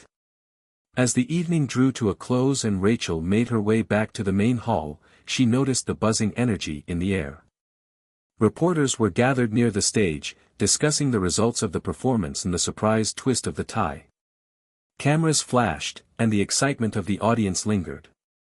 But Rachel found that she wasn't interested in the frenzy anymore. For once, she wasn't chasing headlines or worrying about being in the spotlight. The night had already given her what she needed. The validation had come not from the applause or the title of winner, but from the journey itself, from the unexpected friendship she had forged with Elon Musk, and from the understanding that they had both found something in the music that was far more valuable than any victory. As she left the stage area, her phone buzzed with a message from her manager, Claire. You were amazing tonight. I don't think the world will ever look at you the same way again. Get ready. This is just the beginning. Rachel smiled at the message, but it wasn't the fame or the recognition that excited her anymore. It was the possibilities ahead, the future of music, of collaboration, of breaking down walls between people. She glanced over her shoulder at Elon, who was still surrounded by reporters, answering their questions with a newfound calmness. For a moment, she simply watched him, knowing that whatever came next, whether it was more music, more performances, or more unlikely alliances, they had both stepped into a new chapter of their lives. And for the first time, Rachel wasn't afraid of what that chapter might hold. She was ready to write it. Hit subscribe and leave a comment with where you're watching from. This story might just spark a new beginning. What's one thing that always pushes you forward, even when things get tough? Rachel sat in the back of the sleek black car that was driving her to the after-party, her thoughts still buzzing with everything that had transpired. The night was still young, but she felt a strange sense of peace settle over her. The chaos of the competition, the tension of the duel, and the uncertainty of the outcome had all dissipated. What had taken its place was an unexpected sense of camaraderie with someone she had once considered a rival. Elon Musk. The name still lingered in her mind like an enigma, a puzzle that was slowly falling into place. She had always known him as the visionary entrepreneur, the billionaire tech mogul. He was a man of logic, precision, and control. But what he had shown tonight, what they had both shown, was that there was more to him than just the public persona. There was vulnerability, there was passion, and there was a deep love for music that had been hidden beneath the surface. Rachel leaned back in her seat, closing her eyes for a moment. The faint echoes of the piano still resonated in her mind. The way Elon had played, not perfectly, but honestly, without the weight of his usual expectations hanging over him, it had been a revelation.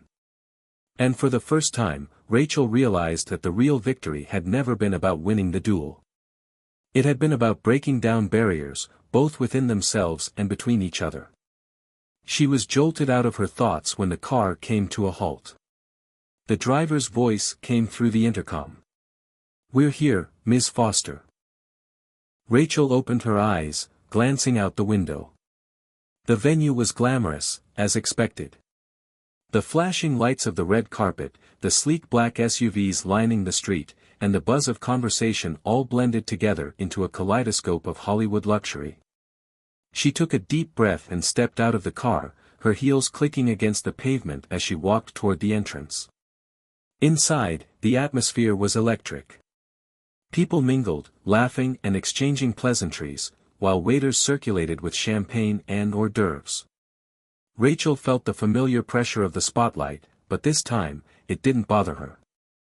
Instead of feeling like an outsider, she felt as if she belonged. She had earned her place here tonight, not through titles or accolades, but through something much deeper, through the shared experience of music. As she entered the main hall, her eyes quickly scanned the crowd. She spotted a few familiar faces, other musicians, producers, and high-profile figures in the industry. But it was Elon she was looking for. And there he was, standing by the bar, chatting animatedly with a group of well-dressed guests. He wasn't the towering figure she had expected. In fact, he looked relaxed, almost casual in his demeanor, a stark contrast to the image of the intense, calculating businessman that had always dominated the media. Rachel made her way toward him, her steps purposeful but unhurried. As she approached, Elon caught sight of her and broke away from the conversation with a smile. "Well, well," he said, his tone light. "If it isn't the woman who just tied me in a duel of the pianos." Rachel grinned. "I didn't think you'd be here so soon after the performance. You seemed pretty popular back there." He shrugged, taking a sip of his drink. "I've been asked a few questions. But mostly, I've been thinking. About tonight. About the music. You know, I never thought a piano could make me feel like that." Rachel's smile softened. "Yeah, I know exactly what you mean. It's like we both let go of something, maybe even more than just the performance. I think, maybe that's what music is supposed to do. It's not about perfection. It's about feeling something real." Elon nodded, his gaze far away for a moment, as if considering her words. Then he turned his attention back to her. "You know, Rachel, for a long time, I thought I had it all figured out. Business, tech, innovation, I knew what I was doing. But tonight, playing with you, I felt like I was starting from scratch. I felt vulnerable." Rachel raised an eyebrow, intrigued by his openness. "Vulnerable? Elon Musk?" He chuckled softly, shaking his head. "I know. Not exactly the image people have of me. But yeah. I think you're right. I've spent so much of my life focusing on winning, on being the best, on never showing weakness. But tonight, I was just there. Playing music with you. And for the first time, I felt human." Rachel studied him for a moment. There was something raw about the way he spoke, something that contradicted the confident, almost invincible figure that everyone else saw. It was a side of him that she hadn't expected, and it made her feel a strange kinship toward him. "I get it," Rachel said softly. "I've spent most of my life trying to prove myself. Trying to be the best. But tonight, I didn't care about being perfect. I cared about being real. And I think that's why it worked. That's why people connected with us." Elon's expression softened. "Yeah. It was real." For a moment, they stood in comfortable silence, both lost in their thoughts. The party continued around them, but Rachel and Elon seemed to be in a world of their own. Finally, Elon broke the silence, his voice quieter now. "You know, I've been thinking. About what comes next for us. For you. After tonight, I think you're going to change the music world in ways no one expects. I think we've barely scratched the surface of what we can do together." Rachel's heart skipped a beat. "What do you mean?" I mean, we've only just begun, Elon said, his gaze intense but earnest. What if we could take this, what if we could take what happened tonight, and use it to change the way people think about music? About creativity? What if we could show them that it's not about perfection? It's about expression. Rachel felt a thrill run through her. She had always known that music had the power to change the world, but hearing Elon talk about it this way, with the same passion he applied to his ventures, made her feel like they could do something revolutionary. Are you saying you want to collaborate? She asked, her voice tinged with excitement. Elon nodded. I don't just want to collaborate. I want to create something new. Something that breaks all the rules. And I think you're the only one who gets it. Rachel looked at him, the possibilities swirling in her mind. A collaboration with Elon Musk? The idea was almost too big to comprehend, but there was something in his eyes that made her believe he wasn't joking. This wasn't just another stunt, another business deal. This was about pushing boundaries. This was about art. For the first time in a long while, Rachel felt a spark of something beyond the competition, beyond the fame. She felt like she had found a partner in this unpredictable, creative journey. I'm in, she said, her voice firm but filled with excitement. Let's do it. Elon's smile widened, and Rachel couldn't help but feel that she was on the precipice of something extraordinary. Together, they would push the limits of music, challenge perceptions, and, perhaps, change the world in ways they couldn't yet imagine. The night had only just begun, and yet Rachel knew that this was the start of something much bigger than either of them had anticipated. The following days were a whirlwind for Rachel. After the after-party, she and Elon had exchanged several more ideas over the phone, each conversation more thrilling than the last. The spark had been ignited, and now they were both consumed by the vision of what they could accomplish together. The whole experience felt like a dream, one that she never could have predicted. But it was real, and it was unfolding rapidly. Rachel sat at her kitchen table, a steaming cup of coffee in front of her, as she stared at her phone. Elon had sent a message that morning, asking her to meet at his studio. They were ready to start planning, to begin building something that would push the boundaries of music and technology in ways no one had ever imagined. She had to admit, she was nervous. The whole idea felt massive, almost too big to wrap her mind around. But her nerves were tempered by the excitement that had been building inside her ever since she'd agreed to the collaboration. She had never worked on something like this before. It wasn't just about making music anymore, it was about revolutionizing the way music was created, consumed, and experienced. She picked up her phone and sent a quick text to Claire, her manager. I'm heading to Elon's studio. Wish me luck. The response came almost immediately. Good luck, Rachel. This could be huge. Don't let the magnitude of it all overwhelm you. Just do your thing. Rachel smiled, reassured by Claire's message. She had always been Rachel's biggest supporter, and her unwavering confidence in Rachel's abilities had been a constant source of strength. It was time to trust in that, and to trust in herself. Elon's studio was nothing like she had imagined. Instead of sleek, minimalist decor and tech-heavy designs, it felt more like a comfortable creative space. There were instruments everywhere, guitars, pianos, synthesizers, even a drum set tucked away in the corner. The walls were lined with artwork, abstract pieces, photos of musicians and innovators, and strange, colorful designs that seemed to represent the fusion of art and technology. Elon was waiting for her when she arrived, a welcoming smile on his face as he led her inside. Welcome to my little corner of the world, he said with a grin. I know it's not much, but it's where the magic happens. Rachel nodded, taking in the space. It was chaotic in the best way, a place where ideas were meant to flow freely. I love it, she said. It feels open. Like there's room for anything to happen. That's the idea, Elon replied. We need a space that's free from limits, from expectations. I want this to be a place where we can experiment, where the rules don't apply. I think that's where the most exciting things happen. Rachel took a deep breath, feeling the weight of their shared vision. So, where do we start?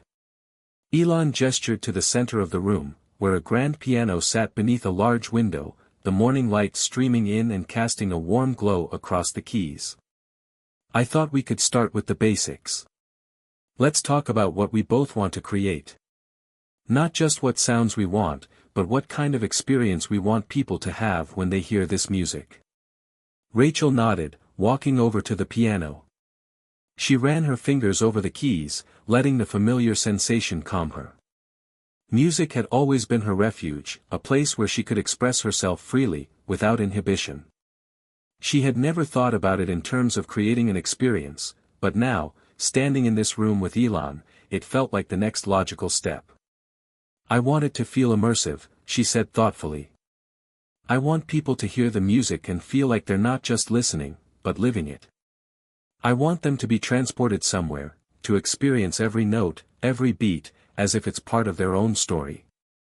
Elon's eyes lit up. Yes, that's exactly it. We have the technology to make that happen now.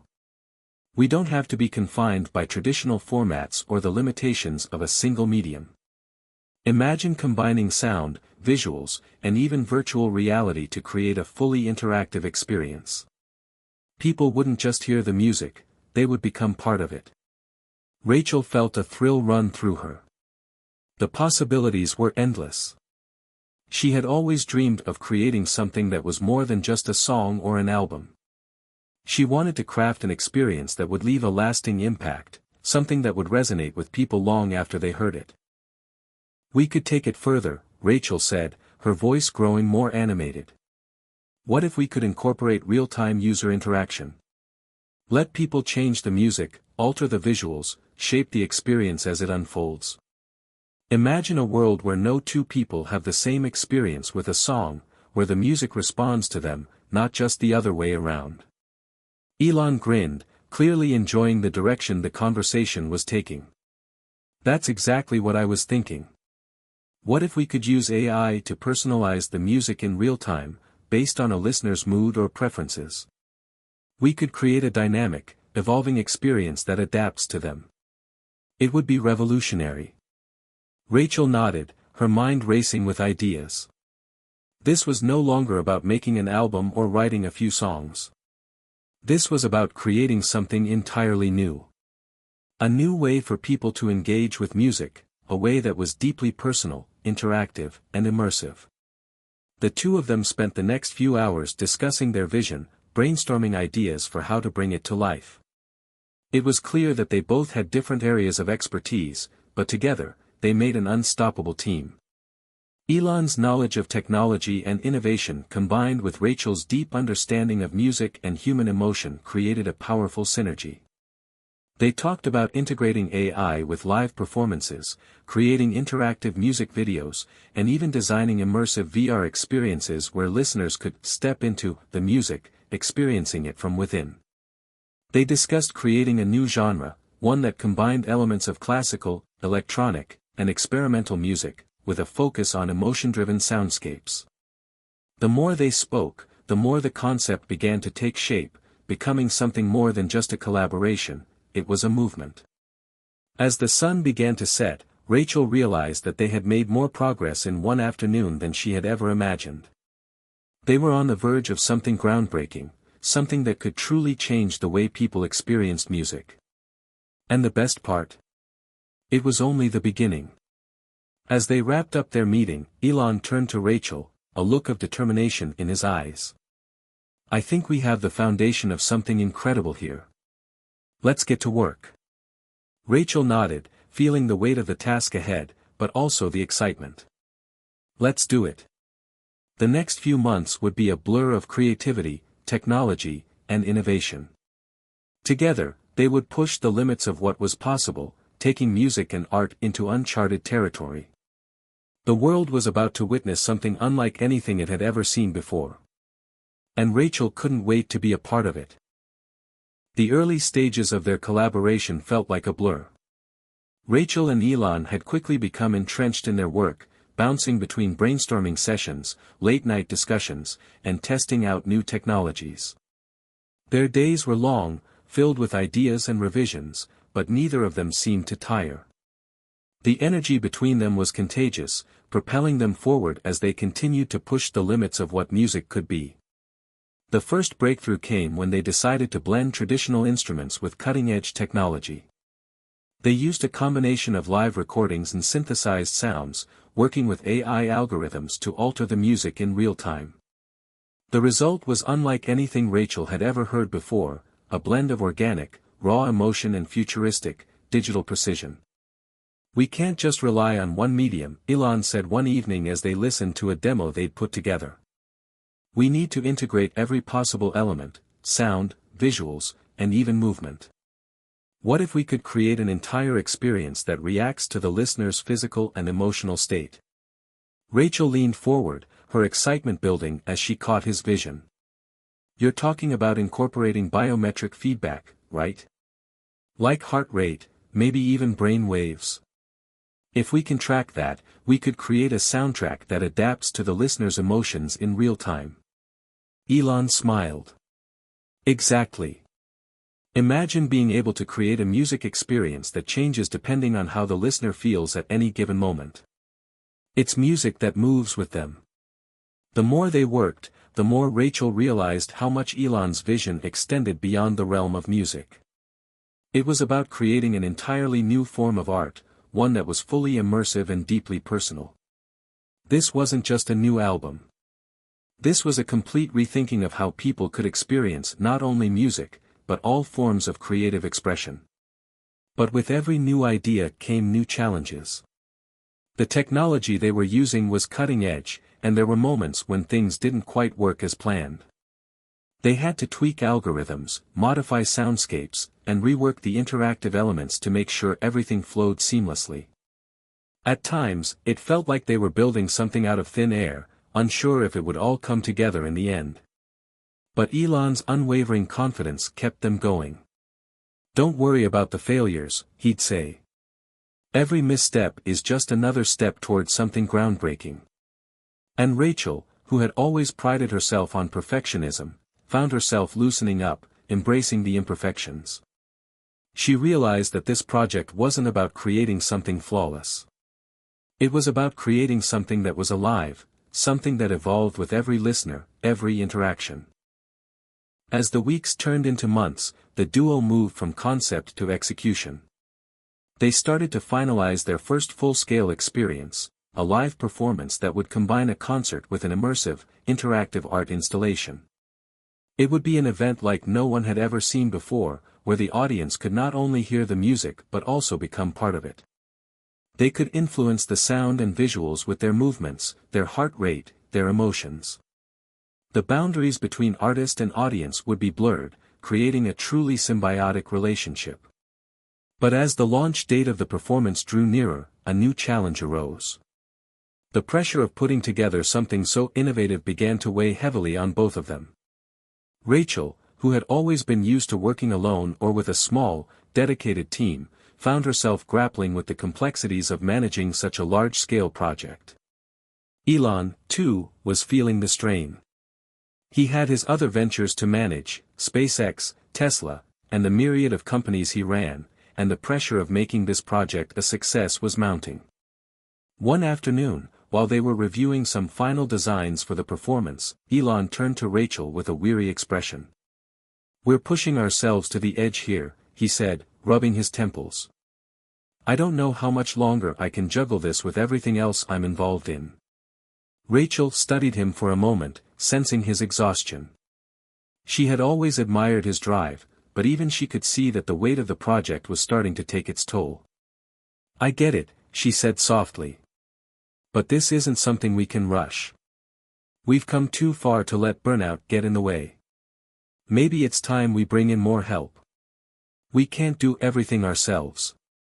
Elon looked at her, clearly relieved. "You're right. I've been trying to do everything on my own, but it's starting to become impossible. Let's bring in the right people, get some more experts on board. We're building something massive here. It deserves more than just the two of us."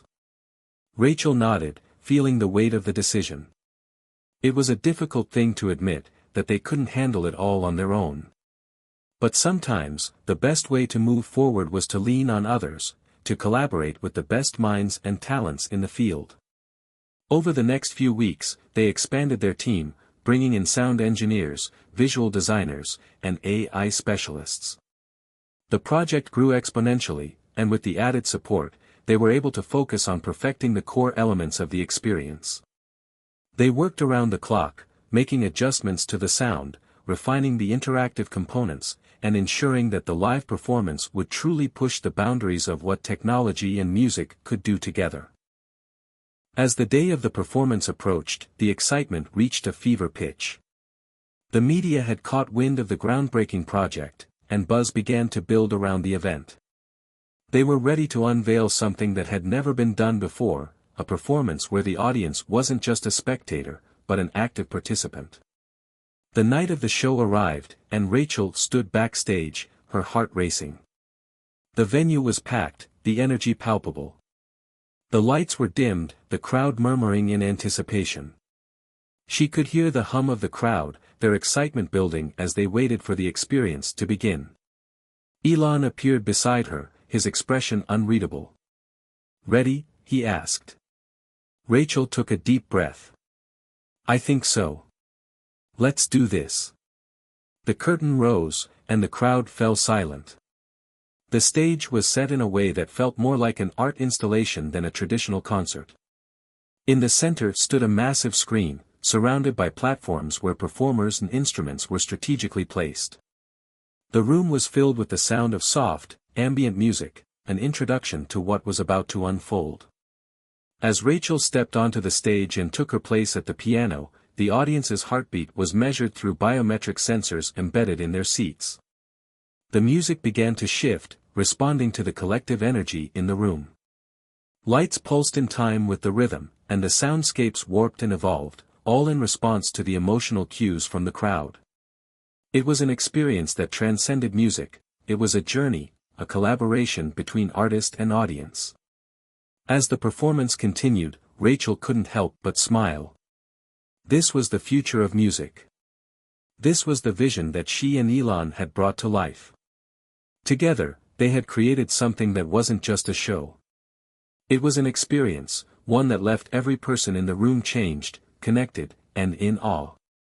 And as the final notes echoed through the venue, Rachel realized something. They hadn't just created a new form of art. They had broken down the boundaries that had kept creativity confined to old formats. They had opened the door to a world of endless possibilities. And they were just getting started. The aftermath of the performance was nothing short of spectacular. The world seemed to take notice of what Rachel and Elon had created, and the response was overwhelming. From social media to news outlets, people were raving about the unprecedented experience. Reviews hailed it as the future of music and live entertainment, with many saying it would change the way artists would perform for generations to come. For Rachel, it was a surreal moment. She had been a part of some monumental events in her career, but this was different. This wasn't just another concert or album release. This was a movement, a revolution in how people engaged with music and technology. As the praise flooded in, so did the pressure. The demands for more performances, more experiences, and more innovations came in waves. Soon, people were clamoring for the experience to go global. They wanted it in other cities, other countries. The question was no longer if they could expand, but how quickly they could bring this new form of art to the world. Rachel sat in her studio one afternoon, sipping tea and staring at her phone. Elon had just sent a message. "We need to think about how to scale this. We've got an opportunity here to reshape the global music scene. Let's make it happen." She smiled at the challenge. Scaling this kind of performance was going to be a monumental task, but it was exactly what they had hoped for. It wasn't just about pushing the boundaries of music anymore, it was about building a new kind of music ecosystem, one that could touch lives across the world. But the pressure weighed heavily on her as well. The larger the scale, the more complex the logistics, and the more they would need to integrate technology and innovation at an even greater level. Could they keep the personal, intimate experience that had made their first show so impactful while expanding it to global proportions? The thought was both exciting and terrifying. Rachel knew they would need to bring in even more expertise. Elon's vast network of innovators and tech experts was invaluable, but they were now facing a challenge on a whole new level. They needed to ensure the immersive experience remained cutting edge, no matter where in the world it was being performed. Scaling the experience meant more than just adding bigger venues or larger crowds. The real challenge was in making sure the technology, the AI, and the interactive elements worked flawlessly every time, no matter the location. There were so many variables to consider: different time zones, varying cultural responses to music and art, and logistical issues around touring with such a high-tech setup. Every new city presented unique hurdles. Elon approached it with his usual drive and enthusiasm, breaking the problem down into manageable chunks. We'll need specialized teams in every city, experts who understand the local infrastructure and cultural nuances. But the core experience has to stay the same. It needs to feel as personal and transformative as the first one. We can't lose that. Rachel agreed, but she was cautious. We're going to have to make some compromises. It might not be exactly the same in every city, and that's okay. But we have to make sure it still feels like something new to the people experiencing it. Elon gave her a pointed look. And it will. The core of it all is the emotion, the engagement. If we keep that as our foundation, everything else will fall into place. While the attention was thrilling, it also came with a set of expectations that sometimes felt overwhelming. Rachel knew that this moment, this opportunity to change the world, wouldn't last forever. They had to act fast, harness the momentum, and push forward with all the creative energy they had. She just hoped they could keep their authenticity as they scaled. The first international show was set to take place in Tokyo, a city known for its innovation and technology. The venue was huge, with a state-of-the-art setup that would allow the immersive performance to be experienced by thousands at once. Rachel had never performed in front of a crowd that size, and the thought was daunting. But this wasn't just a concert, it was an experience. The team arrived in Tokyo a week before the event, and Rachel immediately felt the weight of the task ahead. The city was alive with energy, and the anticipation for the performance was palpable. There were billboards, advertisements on buses, and digital signs around the city all promoting the upcoming show. It felt surreal. Rachel and Elon spent the next few days overseeing rehearsals, ensuring everything was running smoothly. The team worked tirelessly, tweaking the interactive features, checking the biometric feedback systems, and testing the immersive visuals that would envelop the audience. Each moment felt like a countdown to something extraordinary, and as the day of the show approached, the pressure built. On the night of the performance, Rachel stood backstage once again, her nerves palpable. She could hear the murmur of the crowd outside, growing louder by the minute. It was now or never. Elon appeared beside her, offering her a reassuring smile. "You've done it before. This is just on a bigger stage." Rachel nodded, feeling the familiar rush of adrenaline. "This is what we've worked for. Let's make it unforgettable." The show began, and the transformation of the space was immediate. The lights dimmed, the hum of the crowd grew quiet, and the first notes of the immersive experience filled the venue. From the moment the music started, the audience was transported into a world unlike anything they had experienced before. As the performance unfolded, Rachel marveled at the reaction of the crowd. They were not just listening to the music, they were part of it. The interactive elements worked flawlessly, the audience was moving in sync with the rhythm, and the AI-driven visuals adapted to their emotional responses. The technology worked seamlessly, reacting to the crowd's engagement and elevating the experience to new heights. Rachel had to pause for a moment and let the realization wash over her. She had done it. She and Elon had created something truly revolutionary. This wasn't just a performance, it was a living, breathing entity that connected with every person in the room. By the time the show ended, the audience was on their feet, cheering, clapping, and completely awestruck. The reviews came in almost immediately, and they were even more enthusiastic than the last. Critics from around the world marveled at the innovative blend of technology and music, and the concept quickly became the talk of the global arts and entertainment scene. As Rachel sat in her dressing room after the show, Elon walked in with a grin. "We did it," he said simply. Rachel smiled back. "No, we didn't do it. We built it. And now, it's bigger than us." They both knew this was just the beginning. With Tokyo completed, the next performance was already scheduled for Paris, and then London, New York, and beyond. The experience was becoming a global phenomenon, and as they looked ahead, the possibilities seemed endless. Rachel had always believed in the power of music to change lives, but now she understood that music could transcend the traditional boundaries of sound and touch the very soul of humanity. Together, she and Elon had opened a door to a new world, one where technology, emotion, and creativity existed in perfect harmony. And for Rachel, the future had never seemed more exciting. The global success of the immersive performance was nothing short of extraordinary. From Tokyo to Paris, London to New York, Rachel and Elon had seen their creation captivate audiences in ways they had never imagined.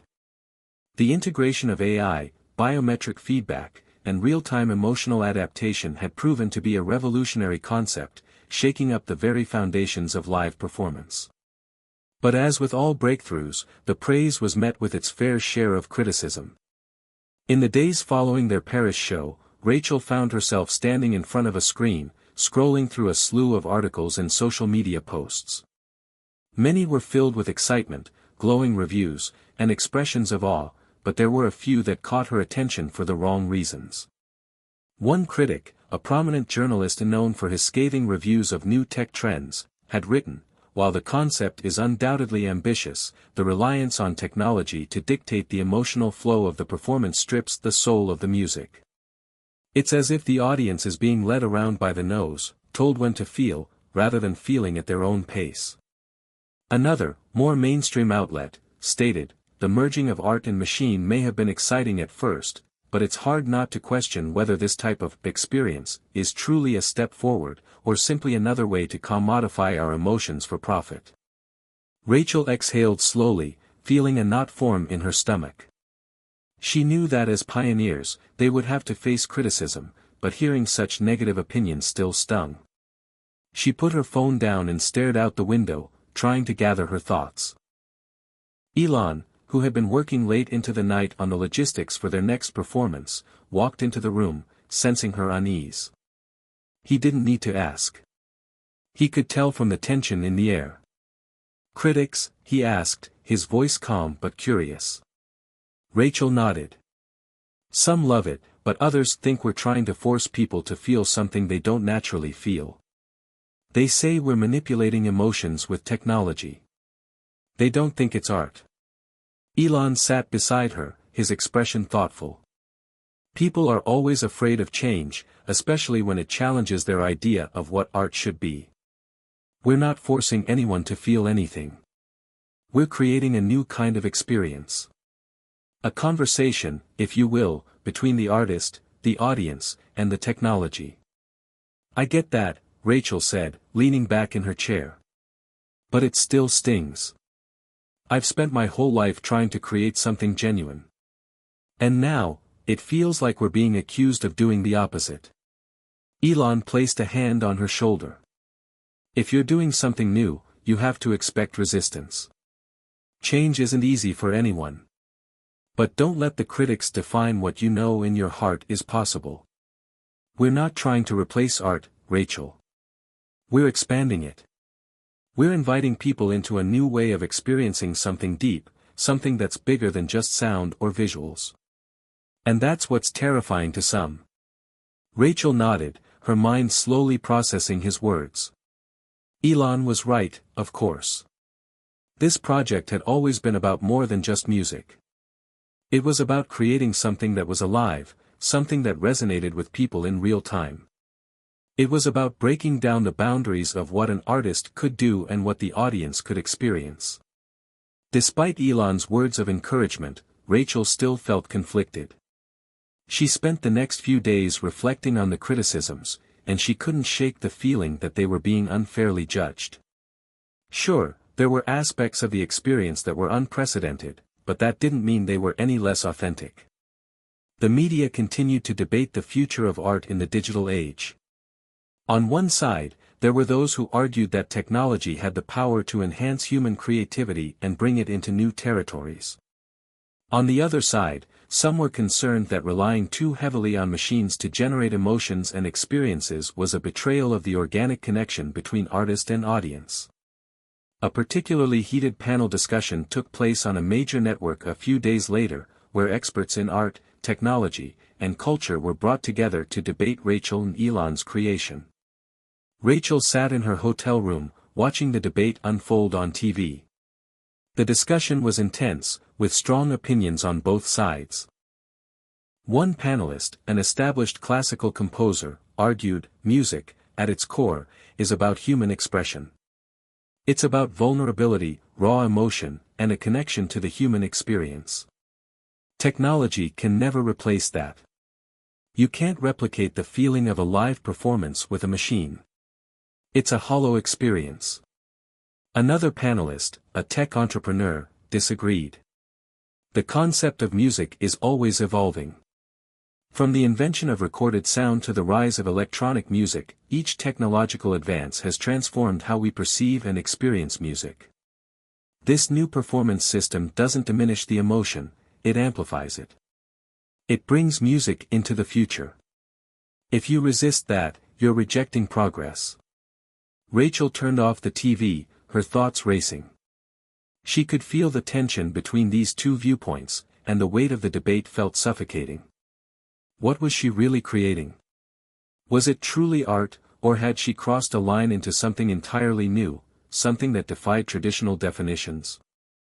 As the debate raged on, Rachel realized there was only one way to answer the critics, by continuing to do what she loved.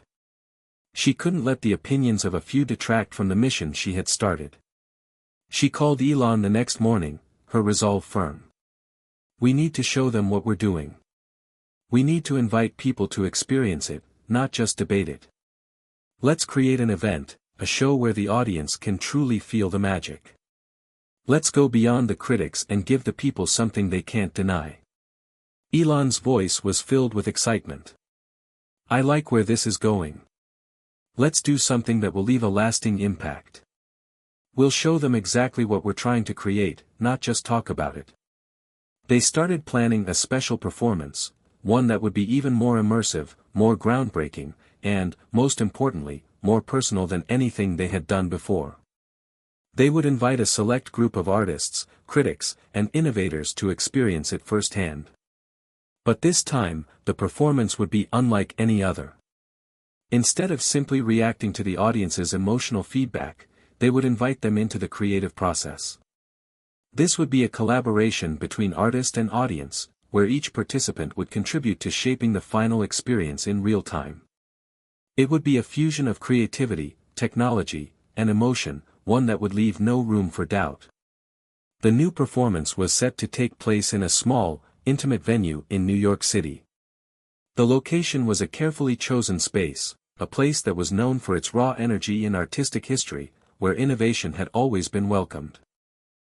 On the night of the event, Rachel stood backstage, taking a deep breath. The critics, the media, and the public were all watching. But this time, Rachel was no longer nervous. She had a newfound sense of clarity. This wasn't about proving anything to anyone. It was about creating something that resonated with those who were willing to listen and experience it. The lights dimmed, the crowd fell silent, and the performance began. The audience was immediately enveloped in sound, visuals, and a sense of collective energy. But this time, it was different. They weren't just spectators, they were active participants in the creation of the experience. Each person's emotional feedback, each movement, and each reaction influenced the music and visuals in real time. By the end of the performance, there was no question left. The critics who had once doubted the authenticity of the experience were now on their feet, applauding. The fusion of human creativity and technological innovation had reached a level of seamless connection that left everyone in awe. The performance was an overwhelming success, and in that moment, Rachel realized that no matter what the critics said, she had created something real, something that would redefine art for generations to come. And the journey was just beginning. After the unforgettable performance in New York, the tide seemed to turn. The critics who had once doubted Rachel and Elon's ambitious vision were now reconsidering their stance. The buzz around their collaboration had reached a fever pitch, and the world began to pay attention in a way that was impossible to ignore. As the days passed, Rachel found herself caught in the whirlwind of media interviews, fan interactions, and strategic meetings. Elon was always by her side, calm and collected as ever, navigating through the chaos with ease.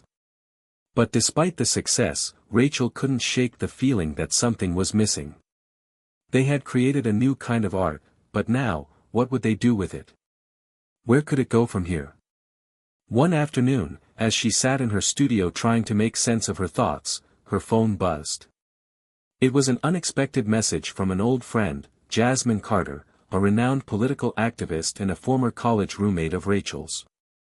Jasmine was known for her bold stance on social justice issues, and her words often carried the weight of deep conviction. "Rachel, I've been watching your journey with Elon. You're doing something incredible, but I think there's more you can do. Let's talk. I want to help." Rachel raised an eyebrow. She hadn't spoken to Jasmine in years, but her message struck a chord.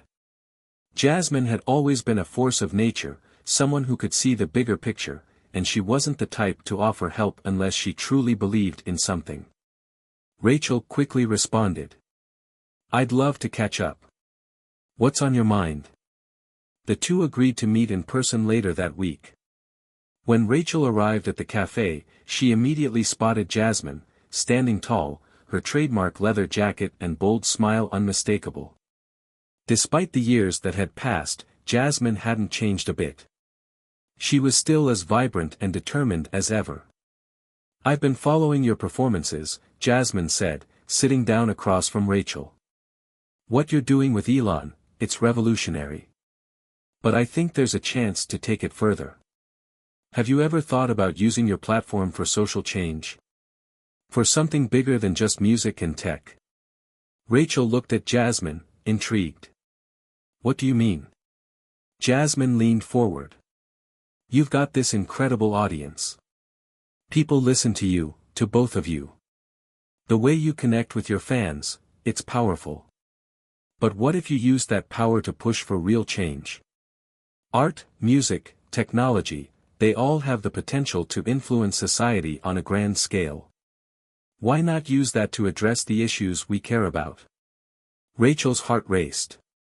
She had always been passionate about social justice, but the idea of integrating her music with activism in such a direct way was something she had never considered.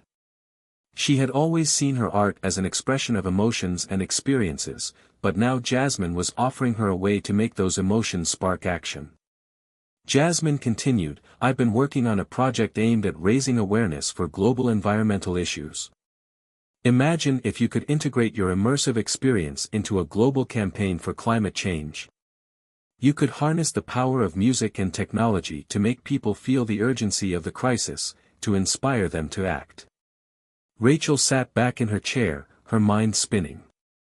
She had always believed that music could be a force for good in the world, but this idea took things to a whole new level.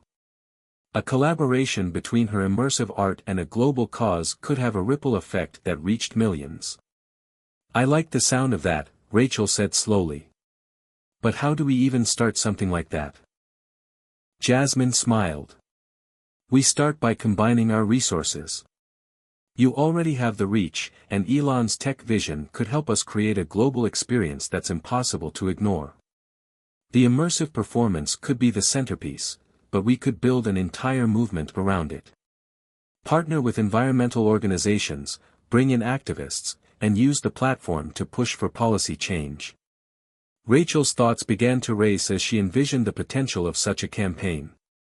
She could picture it now, a concert experience where the audience was not only immersed in breathtaking visuals and sound but also connected to the reality of the environmental crisis. The very act of participating in the show could be a call to action, something that inspired people to take tangible steps toward a better future. "Let's do it," Rachel said, her voice filled with determination. "Let's bring this vision to life." The conversation with Jasmine changed everything for Rachel.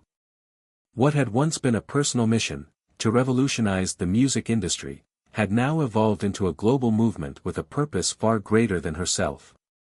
Over the next few months, Rachel and Jasmine worked tirelessly to bring the vision to life. They partnered with organizations like Greenpeace and the World Wildlife Fund, who were eager to get involved in the project. Elon, of course, was on board, eager to integrate new technology that could enhance the experience even further. They started planning a series of performances that would not only showcase the immersive art but also deliver powerful messages about environmental responsibility and sustainability. But scaling a project like this was no small feat. Rachel quickly realized that this wasn't just about creating an immersive experience anymore. This was about building a coalition of activists, artists, and technologists who could make a real difference. One evening, as Rachel and Elon sat down to discuss logistics, Elon turned to her with a thoughtful expression. "You know," he said, "we've been so focused on the artistic side of things that we haven't really thought about how we're going to ensure this message is being heard. We need to build a narrative around the project, something that ties it all together and makes it resonate with people on a deeper level." Rachel nodded, her mind already spinning with ideas. "I've been thinking about that too. We need a strong, consistent message. Something that doesn't just talk about climate change, but shows people how they can be a part of the solution. This can't just be a performance, it has to be a movement." Elon smiled. "Exactly. And I think we can do that. We can make the technology work for us in a way that amplifies the message, not just the experience. If we can make the audience feel connected to the cause in the same way they feel connected to the music, we've won." The next step was to create the first performance that would integrate their message about climate change. They would do this by intertwining visual storytelling with powerful data about the current environmental crisis, giving the audience a visceral experience of the stakes involved. The show wouldn't just be a concert, it would be an awakening, a call to action. The debut performance of the environmental-themed immersive show was scheduled for the following spring. The venue was set to be an expansive open-air arena in Los Angeles, a city that had been directly impacted by climate change in recent years. The atmosphere was electric as the day of the show approached, and the anticipation was palpable. This wasn't just another performance. This was a chance to inspire change. Rachel was nervous, but her resolve was stronger than ever. She knew that the message they were sending was urgent, and the weight of that responsibility wasn't lost on her. As she took the stage for the opening night, the crowd roared, but this time, it was different. They weren't just there to witness an artist perform. They were there to witness history, to be a part of something bigger than themselves. The music began, and the visuals erupted around the arena. But this time, the experience was intertwined with stark, hard-hitting imagery of environmental destruction, melting glaciers, wildfires ravaging forests, and oceans filled with plastic. At the climax, the audience was shown a hopeful future, one where renewable energy, sustainable practices, and collective action had healed the planet.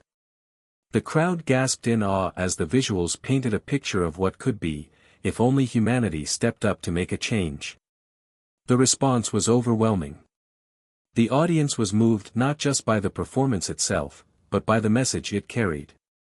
As the final notes rang out, the crowd erupted into applause, and many were visibly emotional. Rachel stood at the edge of the stage, her heart pounding. She had always believed in the power of music, but now, she knew that music could be so much more. It could heal, inspire, and ignite a movement. As the night came to a close, Rachel smiled to herself. This was just the beginning.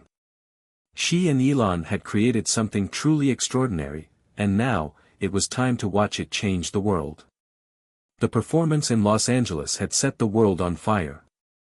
The show, which had beautifully intertwined the message of environmental urgency with groundbreaking technology and immersive artistry, had struck a deep chord with audiences around the world. Social media buzzed with excitement and emotion as millions of people shared their experiences.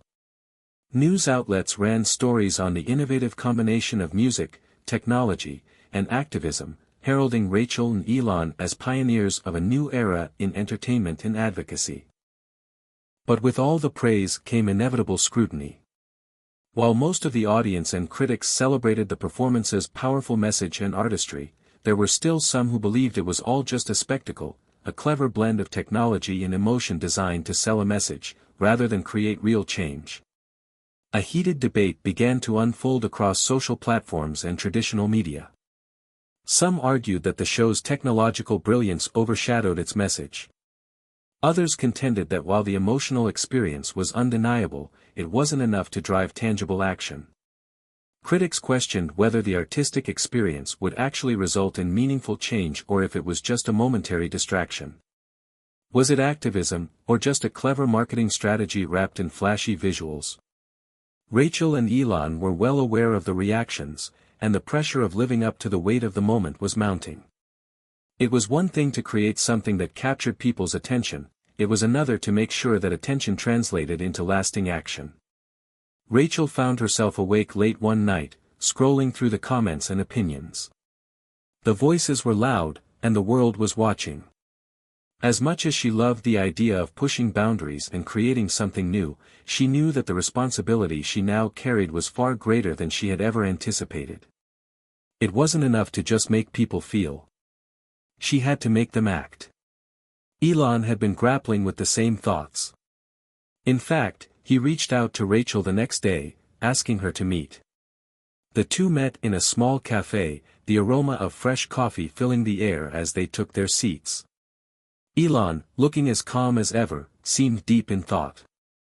Rachel could sense the weight on his shoulders, much like her own. "I've been thinking," Elon said, his voice quiet but determined. "What we did in LA was incredible. It was a breakthrough in how we can engage people emotionally, but it's only the beginning. We've sparked something, but we need to turn this into real, sustainable change." Rachel nodded, her heart beating faster as she understood the gravity of his words. She knew that their success so far had only been the surface of what could be achieved. But how? What could they do to ensure the message wasn't just a one-time event but something that built momentum and inspired long-term action? Elon leaned in slightly, his eyes alight with the same fervor Rachel had seen in him when he talked about his grandest ideas. "I've been thinking about how we can integrate our performance with ongoing environmental projects. We need to create a platform where people can take action in real time, something that keeps the conversation going and drives impact." Rachel's mind whirred as the possibilities unfolded. "You're talking about more than just a performance. We need a movement, something that connects our immersive experiences with tangible change. Maybe we can create a virtual network of activists, artists, and tech innovators who can collaborate on environmental projects. People can sign up during the show, pledge their time or resources, and we can track the impact they're making." Elon's eyes brightened. "Exactly. It would be a platform that's not just about entertainment but about community action. We'll provide the space for people to share their ideas, collaborate, and contribute to real-world environmental projects. They can volunteer, donate, and help bring those projects to life." Rachel took a deep breath, imagining how it could unfold. "We could also use the technology to track progress in real time. Imagine if, after each show, the audience could see the collective impact, the trees planted, the waste reduced, the sustainable energy initiatives started. That would give people a sense of ownership and investment in the cause." Elon smiled. "That's the future. We could turn every show into a call to action, and each one could build on the last, creating a global network of people dedicated to the environment."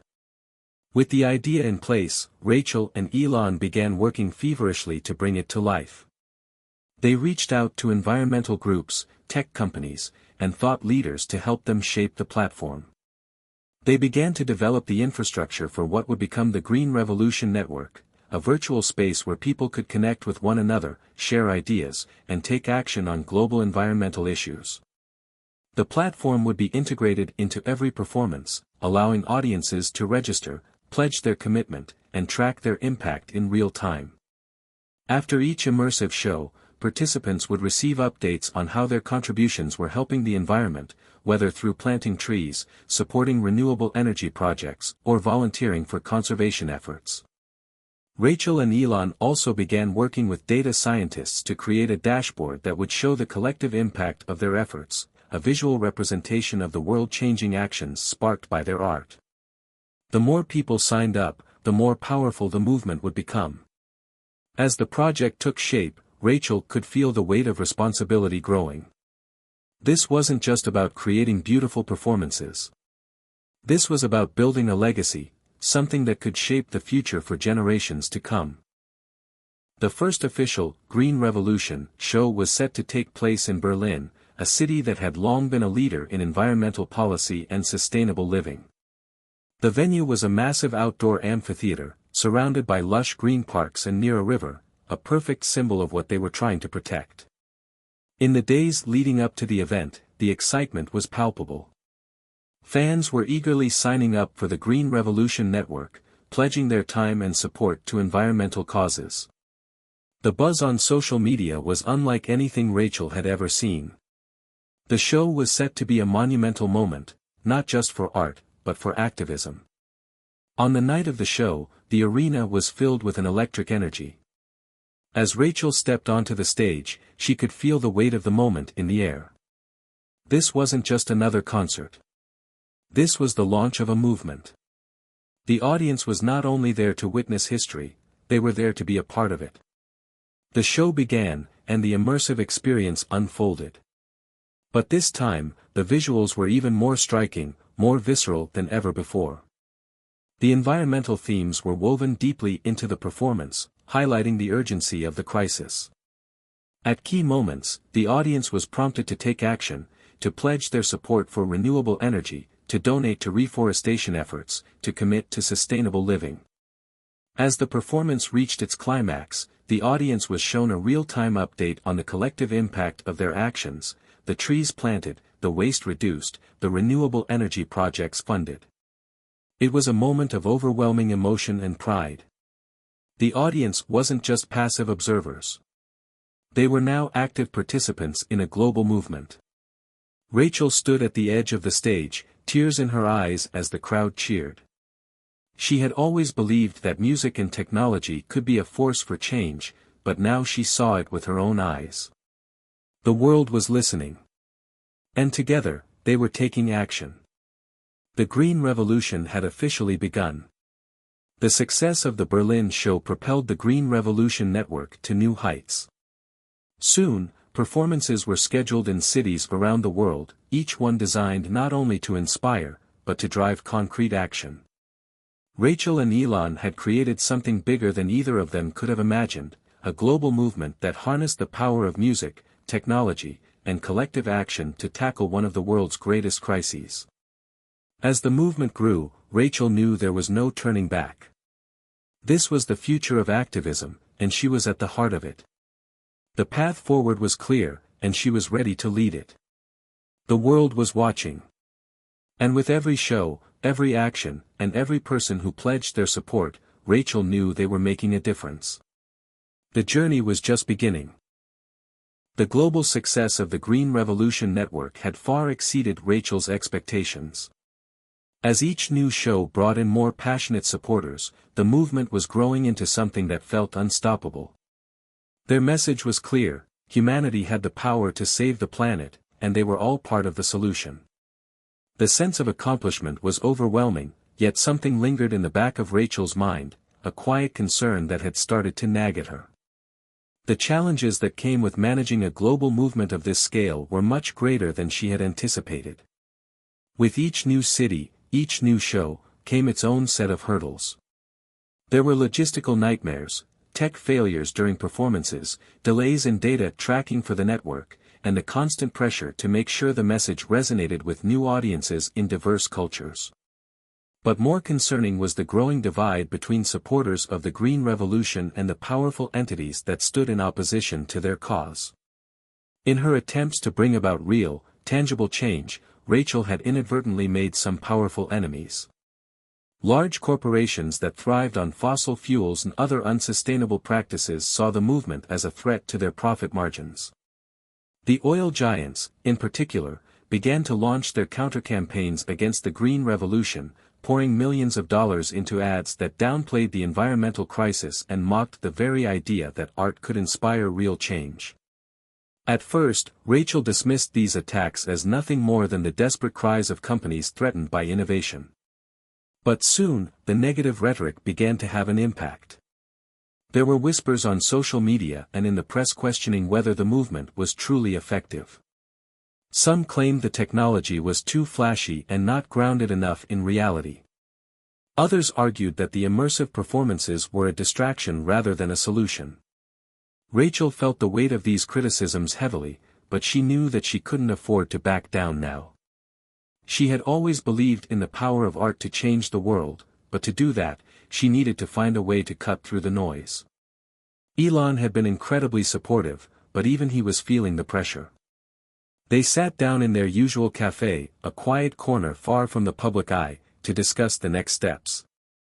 "I've been reading some of the responses from the critics," Elon said, his brow furrowed. "We knew this wouldn't be easy, but it's more than just the usual backlash. There's something deeper happening." Rachel nodded, knowing exactly what he meant. "I'm hearing it too. It's like we're being accused of being naive, like we're just playing dress-up with technology and not actually addressing the real issues." Elon leaned back in his chair. "It's not just that. They're trying to discredit us in every way they can. The big corporations are pulling every string to slow us down. They know we're a threat." The reality of the situation hit Rachel hard. She had always known that change came with resistance, but the intensity of it was more than she had expected. There were times when she doubted whether she and Elon could continue to push forward against such powerful forces. But as the days passed, something inside her clicked. She couldn't let the critics or the corporations derail what they were trying to do. The world needed the Green Revolution more than ever. The movement wasn't just about creating beautiful performances, it was about making people see the urgency of the climate crisis, something the world could no longer ignore. The question was, how could they fight back? Rachel and Elon quickly realized that they needed to expand their reach and continue to push the boundaries of what was possible with their technology and their message. To do that, they needed to engage new audiences, the ones who hadn't been attending their shows or joining their platform yet. One of the key groups that they felt they could connect with was the younger generation, those who were already deeply concerned about the environment and who were often the first to speak up about issues like climate change. But there was a problem: social media had become a battleground, and young people were growing increasingly disillusioned with traditional forms of activism. They wanted action, not just rhetoric. Rachel knew that she needed to bring something more raw and authentic to the table if she was going to win over the skeptical younger audience. She reached out to a few of her younger friends in the tech and activist communities, people who had been doing grassroots environmental work for years but had never quite found the platform to amplify their voices. One of them was Liam Davis, a popular climate activist who had gained a massive following online for his raw, no-nonsense approach to climate activism. He didn't sugarcoat the reality of the crisis, and his fans appreciated his honesty. Rachel knew that collaborating with him could be the key to revitalizing the Green Revolution. After several back-and-forth discussions, Rachel invited Liam to attend one of their upcoming shows in London. The performance would be their first in Europe since Berlin, and she felt it was the perfect opportunity to introduce a more raw, activist-driven aspect to their message. Liam, skeptical at first about the immersive show format, agreed to attend. As the night of the performance approached, Rachel and Elon worked together to ensure that the show felt fresh and authentic, no frills, just real, powerful storytelling about the environmental impact they were all facing. They knew that Liam's presence in the audience would help them connect to an even broader demographic, people who cared deeply about the environment but felt disconnected from the traditional means of activism. When the show finally began, it was unlike any performance they had done before. The visuals were stripped down and more direct, with heart-wrenching imagery of communities suffering from the effects of climate change. They showcased stories of real people, farmers losing their land to drought, coastal communities displaced by rising sea levels, and children who had never known a world without pollution. As the performance reached its emotional climax, Liam stood up from his seat, moving to the center of the audience. He wasn't a performer in the traditional sense, but in that moment, he became part of the message. He took the microphone and spoke directly to the crowd, urging them to get involved, not just with the Green Revolution Network, but with their local communities. He challenged them to think about how they could make a difference right now, rather than waiting for the next concert or campaign. Liam's words struck a chord with the audience, and it was clear that this was the turning point Rachel had been hoping for. The energy in the arena shifted, and for the first time, the performance felt like more than just an artistic experience. It felt like the beginning of something even bigger. The performance in London was a game-changer. The response from the audience was overwhelming, and the collaboration with Liam propelled the movement to new heights. The Green Revolution Network began to attract more and more young people, energized by the raw, direct call to action. Liam's appearance marked a shift in how they engaged with their audience, and Rachel knew this was just the start. As the weeks passed, they incorporated more grassroots voices into the performances, community leaders, climate activists, and real-world changemakers who were doing the hard work on the ground. The immersive experience wasn't just about the performance anymore, it was about giving the audience tangible ways to connect with the movement and take real action. The Green Revolution was no longer just a concert or a performance. It was a global community united by one purpose, to save the planet. And as Rachel stood at the heart of it, she knew that together, they were unstoppable. As Rachel watched the world shift before her eyes, she realized that they had only just begun. The movement was growing, and its power was undeniable. The art of music and technology, paired with real-world action, had sparked a revolution. But the fight for the future was far from over. And Rachel, more determined than ever, was ready to lead it. The Green Revolution had only just begun. The Green Revolution had become a force unlike anything Rachel and Elon had imagined when they first started their journey together. What had once been a bold idea, to combine music, technology, and activism in a way that captured the world's attention, had evolved into a global movement. The buzz from their immersive performances was still reverberating across the world, but now, they had reached a crucial point. Their next steps would either cement the movement's future or risk it all. Rachel couldn't ignore the mounting pressure.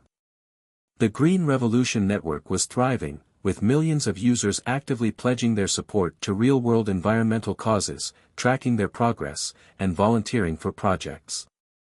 The platform was growing exponentially, but so were the stakes. With every show, there were new expectations to meet, new challenges to overcome, and the threat of opposition from powerful corporate interests only seemed to grow stronger. Rachel's mind was constantly racing. She knew that the initial excitement was only the beginning. To create lasting change, they needed to ensure that their movement didn't just survive, but thrived in the long term. It wasn't just about reaching people, it was about empowering them to take real, sustained action. And it was no longer just about the art. Every performance, every event, needed to deliver results. She and Elon had already begun discussions about expanding their network of collaborations with leading environmental organizations, but the scale of those partnerships needed to be precise and carefully structured. They couldn't afford to make missteps now. In an effort to harness the energy of their growing community and solidify their place as the leaders of this global movement, Rachel and Elon decided to host the first-ever Green Revolution Conference in New York City. This was no ordinary conference. it would be a high-profile event bringing together some of the most influential activists, tech innovators, and artists in the world, all under one roof. The goal was simple: bring the movement's supporters into a space where they could share ideas, collaborate, and take direct action together. Rachel was both excited and nervous as the date of the conference drew nearer. She knew that the event could be a defining moment for the movement. This wasn't just about the immersive performances anymore, it was about creating lasting connections between the tech world, the art world, and the environmental community. It was about showing the world that the Green Revolution wasn't just an idea, it was a multifaceted approach to solving one of humanity's greatest crises. The conference was designed to showcase the best of what the Green Revolution had to offer: live performances, panel discussions, immersive experiences, and hands-on workshops where people could learn about practical solutions to climate change. The goal was to move past theory and get into the nitty-gritty of action, to demonstrate how individuals, companies, and governments could start taking tangible steps towards a sustainable future. The conference was held at a massive event center in the heart of Manhattan, and as Rachel and Elon arrived that morning, the scale of it all hit her. Thousands of people had gathered from all over the world to witness what they were about to present. The sheer number of people who believed in this cause was humbling. But as much as she felt the thrill of success, she also felt the weight of responsibility. Walking onto the stage for her opening speech, Rachel could feel the nerves building up inside her. The lights were blinding, and the crowd was expectant, their eyes locked on her. This was the moment where everything had to come together, where the future of the Green Revolution would be shaped. As Rachel began her speech, she spoke from the heart. She talked about the origins of the Green Revolution, the power of art and technology to drive change, and how the movement had grown beyond anything she could have dreamed. She talked about the millions of people around the world who had already pledged to take action. But most importantly, she emphasized the urgency of the situation, how the next generation needed to take the reins and continue the fight. But it wasn't just Rachel's speech that caught the attention of the crowd. Throughout the conference, there were moments that made people sit up and take notice. Elon, too, took the stage, unveiling new innovations in sustainable technology that could be integrated into everyday life. He spoke about a new partnership with a leading electric vehicle company, aiming to bring affordable, environmentally friendly transportation to millions.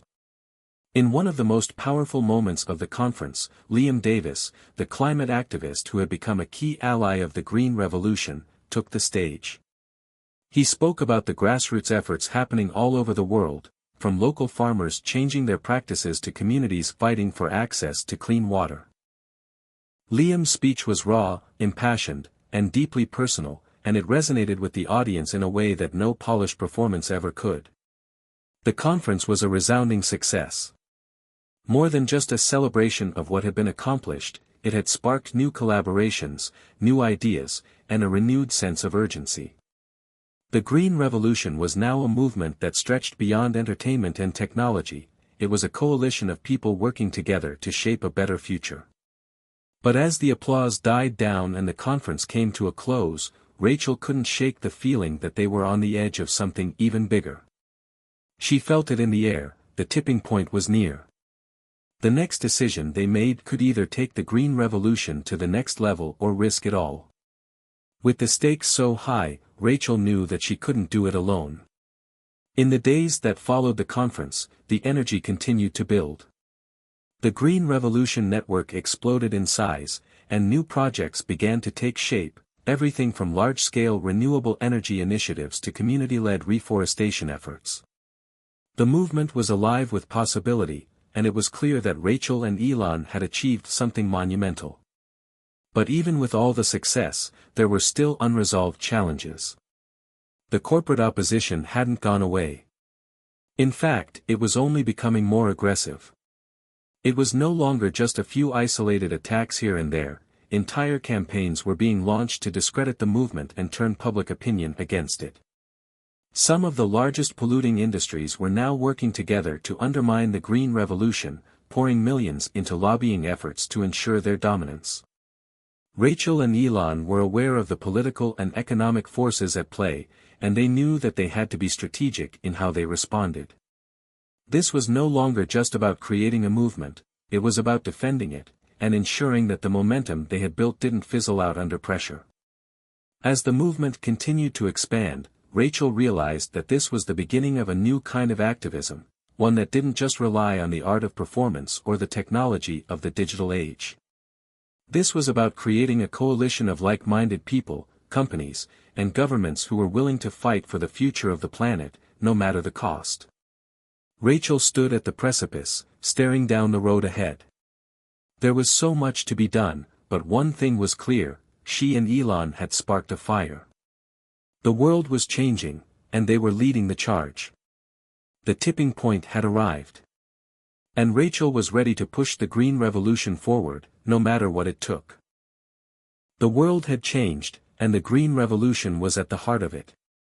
Rachel's vision, one that had started as a simple desire to merge art, technology, and activism, had blossomed into a global force that was challenging the very fabric of the world's energy, environmental, and corporate systems. But Rachel knew that with every victory came new challenges. The real test had just begun. It had been months since the Green Revolution conference in New York City, and the momentum from the event hadn't slowed. In fact, it had only grown.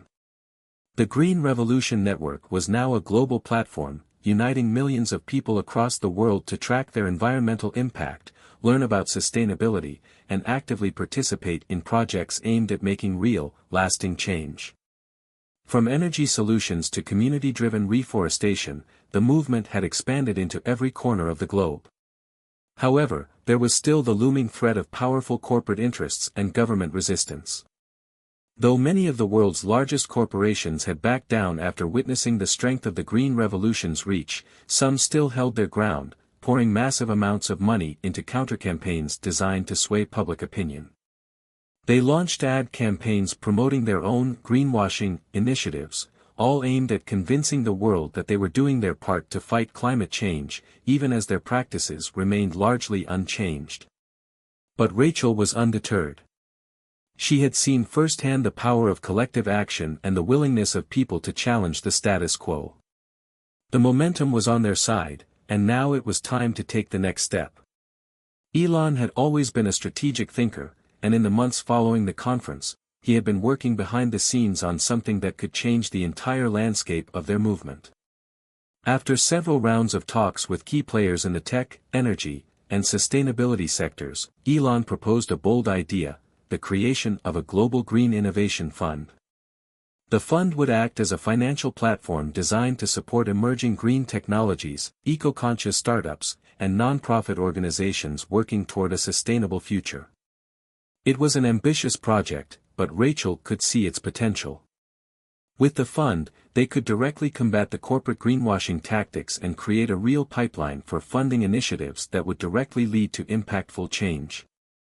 "I know it sounds huge," Elon had said during one of their strategy meetings, "but we're already dealing with massive resistance from these big players.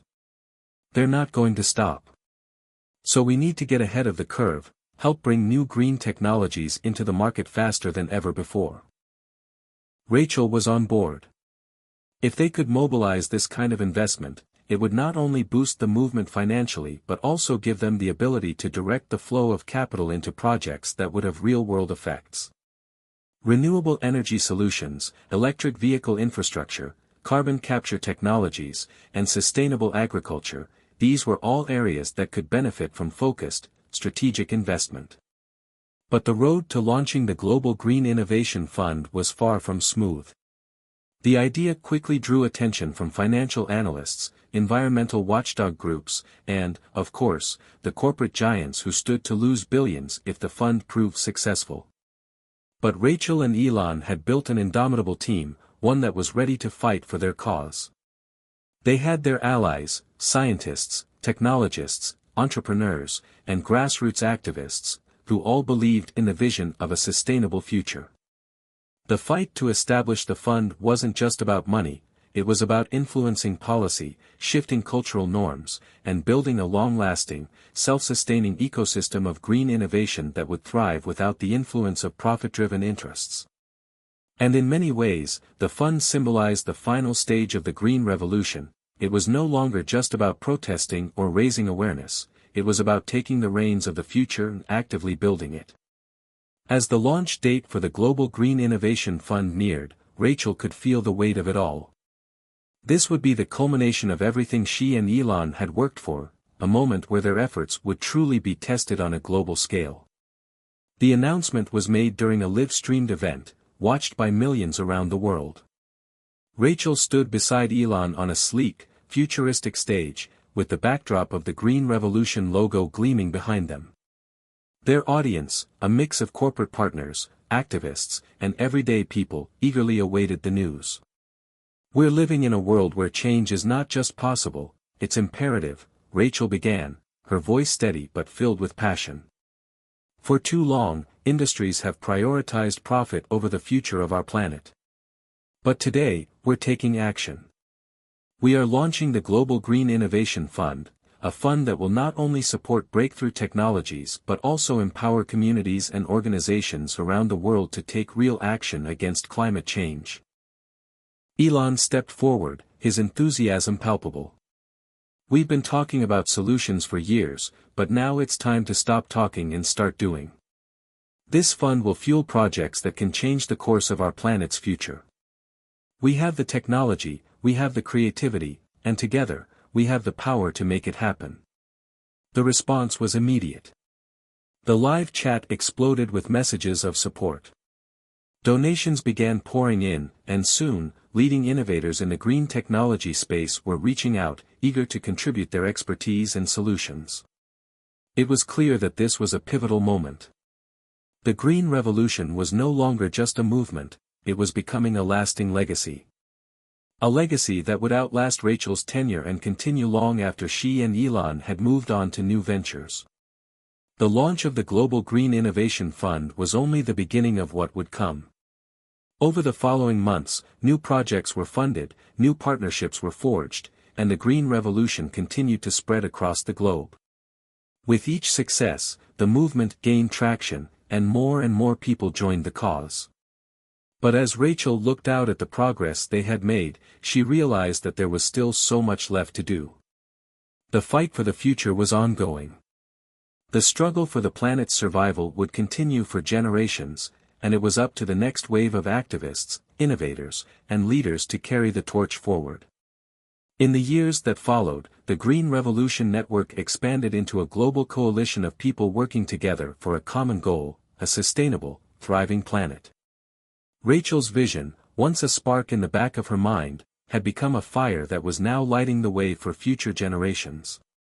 The movement had become more than just an idea, it had become a way of life. And it was only just beginning. As she stood at the edge of this new chapter, Rachel smiled. The Green Revolution was her legacy, but it was also the world's, a testament to the power of art, technology, and human determination in the face of adversity. And it was just the beginning. Hit subscribe and leave a comment with where you're watching from. This story might just spark a new beginning. What's one thing that always pushes you forward, even when things get tough?